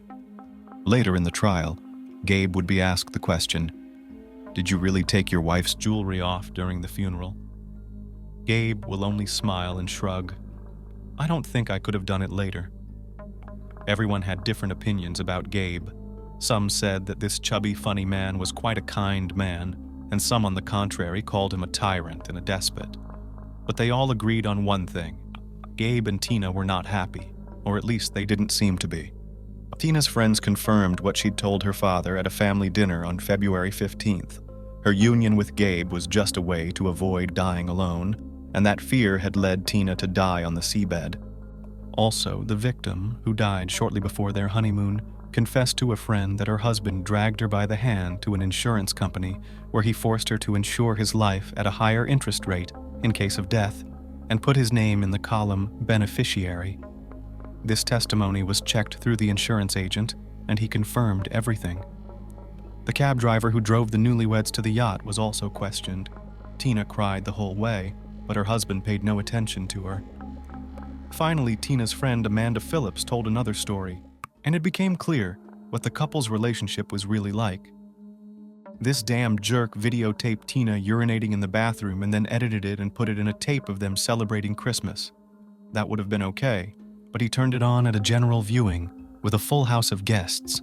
He laughed like a horse, while everyone twiddled their fingers around their temples and tried to explain to him that it was a very low act. I was clutching crosses on my fingers so Tina wouldn't get the idea to marry him. While removing jewelry right during a funeral may seem like a frightening and denunciatory act on Gabe's part, during the trial, in 2008, the jury was shown an extremely disturbing footage of Watson visiting Tina's grave, taking all the flowers from it and carrying them away. They were later found in a nearby trash can. Tina's father noticed the missing flowers, and to find out the thief, he set up a hidden camera in the next row among the monuments, but he never expected to see Gabe on the tape and was outraged by such an act. In court, Gabe's defense was that he and his wife had discussed the death of one of their own on an extreme honeymoon, and the lack of flowers on the grave was her request, which sounded very strange and unlikely. There's no telling how long the search for evidence would have dragged on if the cops had put on the exact same gear the newlyweds had and hadn't tried to stage that incident. Gabe said Tina drowned while he was trying to put a mask on her face. It turned out it was impossible to put the mask on underwater by yourself unless you used another source of air, in this case, Tina's oxygen. In late November 2008, the Australian police arrested Gabe, and on June 5, 2009, Gabe's trial began, where he pleaded guilty, but only to failing to save his wife, so he was charged with negligent homicide and sent to prison for 18 months. After completing his sentence, Gabe returned home to the U.S., but a year later, the now U.S. court charged him with first-degree murder, the motive for which was to receive insurance payments after the death of his wife. Gabe's lawyer tried to defend his client, shifting all the blame on the diving company, that the employees of this company did not take care of the safety of tourists, and now, afraid of losing their license, and therefore the whole business, are trying to shift the blame on the unhappy husband who has already served his time in another country. As for the money received from the insurance company, the payout amounted to $33,000, while Gabe spent much more money on lawyers and additional expertise. Nevertheless, the prosecution continued to insist that this spending was only because the husband could not assume that he would not be believed, and also the prosecutor refused to accept the fact that Gabe, with a degree in drowning rescue in hand, could not even save his wife. When Gabe had his say, he addressed the jury. "It's been 7 years since the tragedy, and there hasn't been a day that I haven't thought about that terrible day. The public has pounced on me, blaming me for my wife's death, calling me a murderer. There wasn't a single person who looked me in the eye and said, "Yes, I understand how bad you feel, but it's not your fault." On the contrary, everyone just wants me dead. And here I can only understand my late wife's parents. Yes, they will never forgive me, no matter how much I kneel before them, and no matter how much I beg their forgiveness. You often hear the phrase, "I can't imagine what it's like to lose a child," but I've never heard anyone say, "I can't imagine what it's like to lose a wife, especially on a honeymoon." If I can be accused of anything, it's that I didn't make enough effort to save Tina, but I've already received my punishment for that. Perhaps you all would have been satisfied if I had drowned with my wife then, 7 years ago. But I was afraid to die, afraid I wouldn't be able to rise from the bottom to the top. I just wanted to live, as I still want to live now. No evidence of Gabe's guilt was presented to the court. The jury found Gabe not guilty. What do you guys think? Is Gabe guilty of Tina's death? Thanks for staying with us until the end. Have a wonderful day. Catch you next time.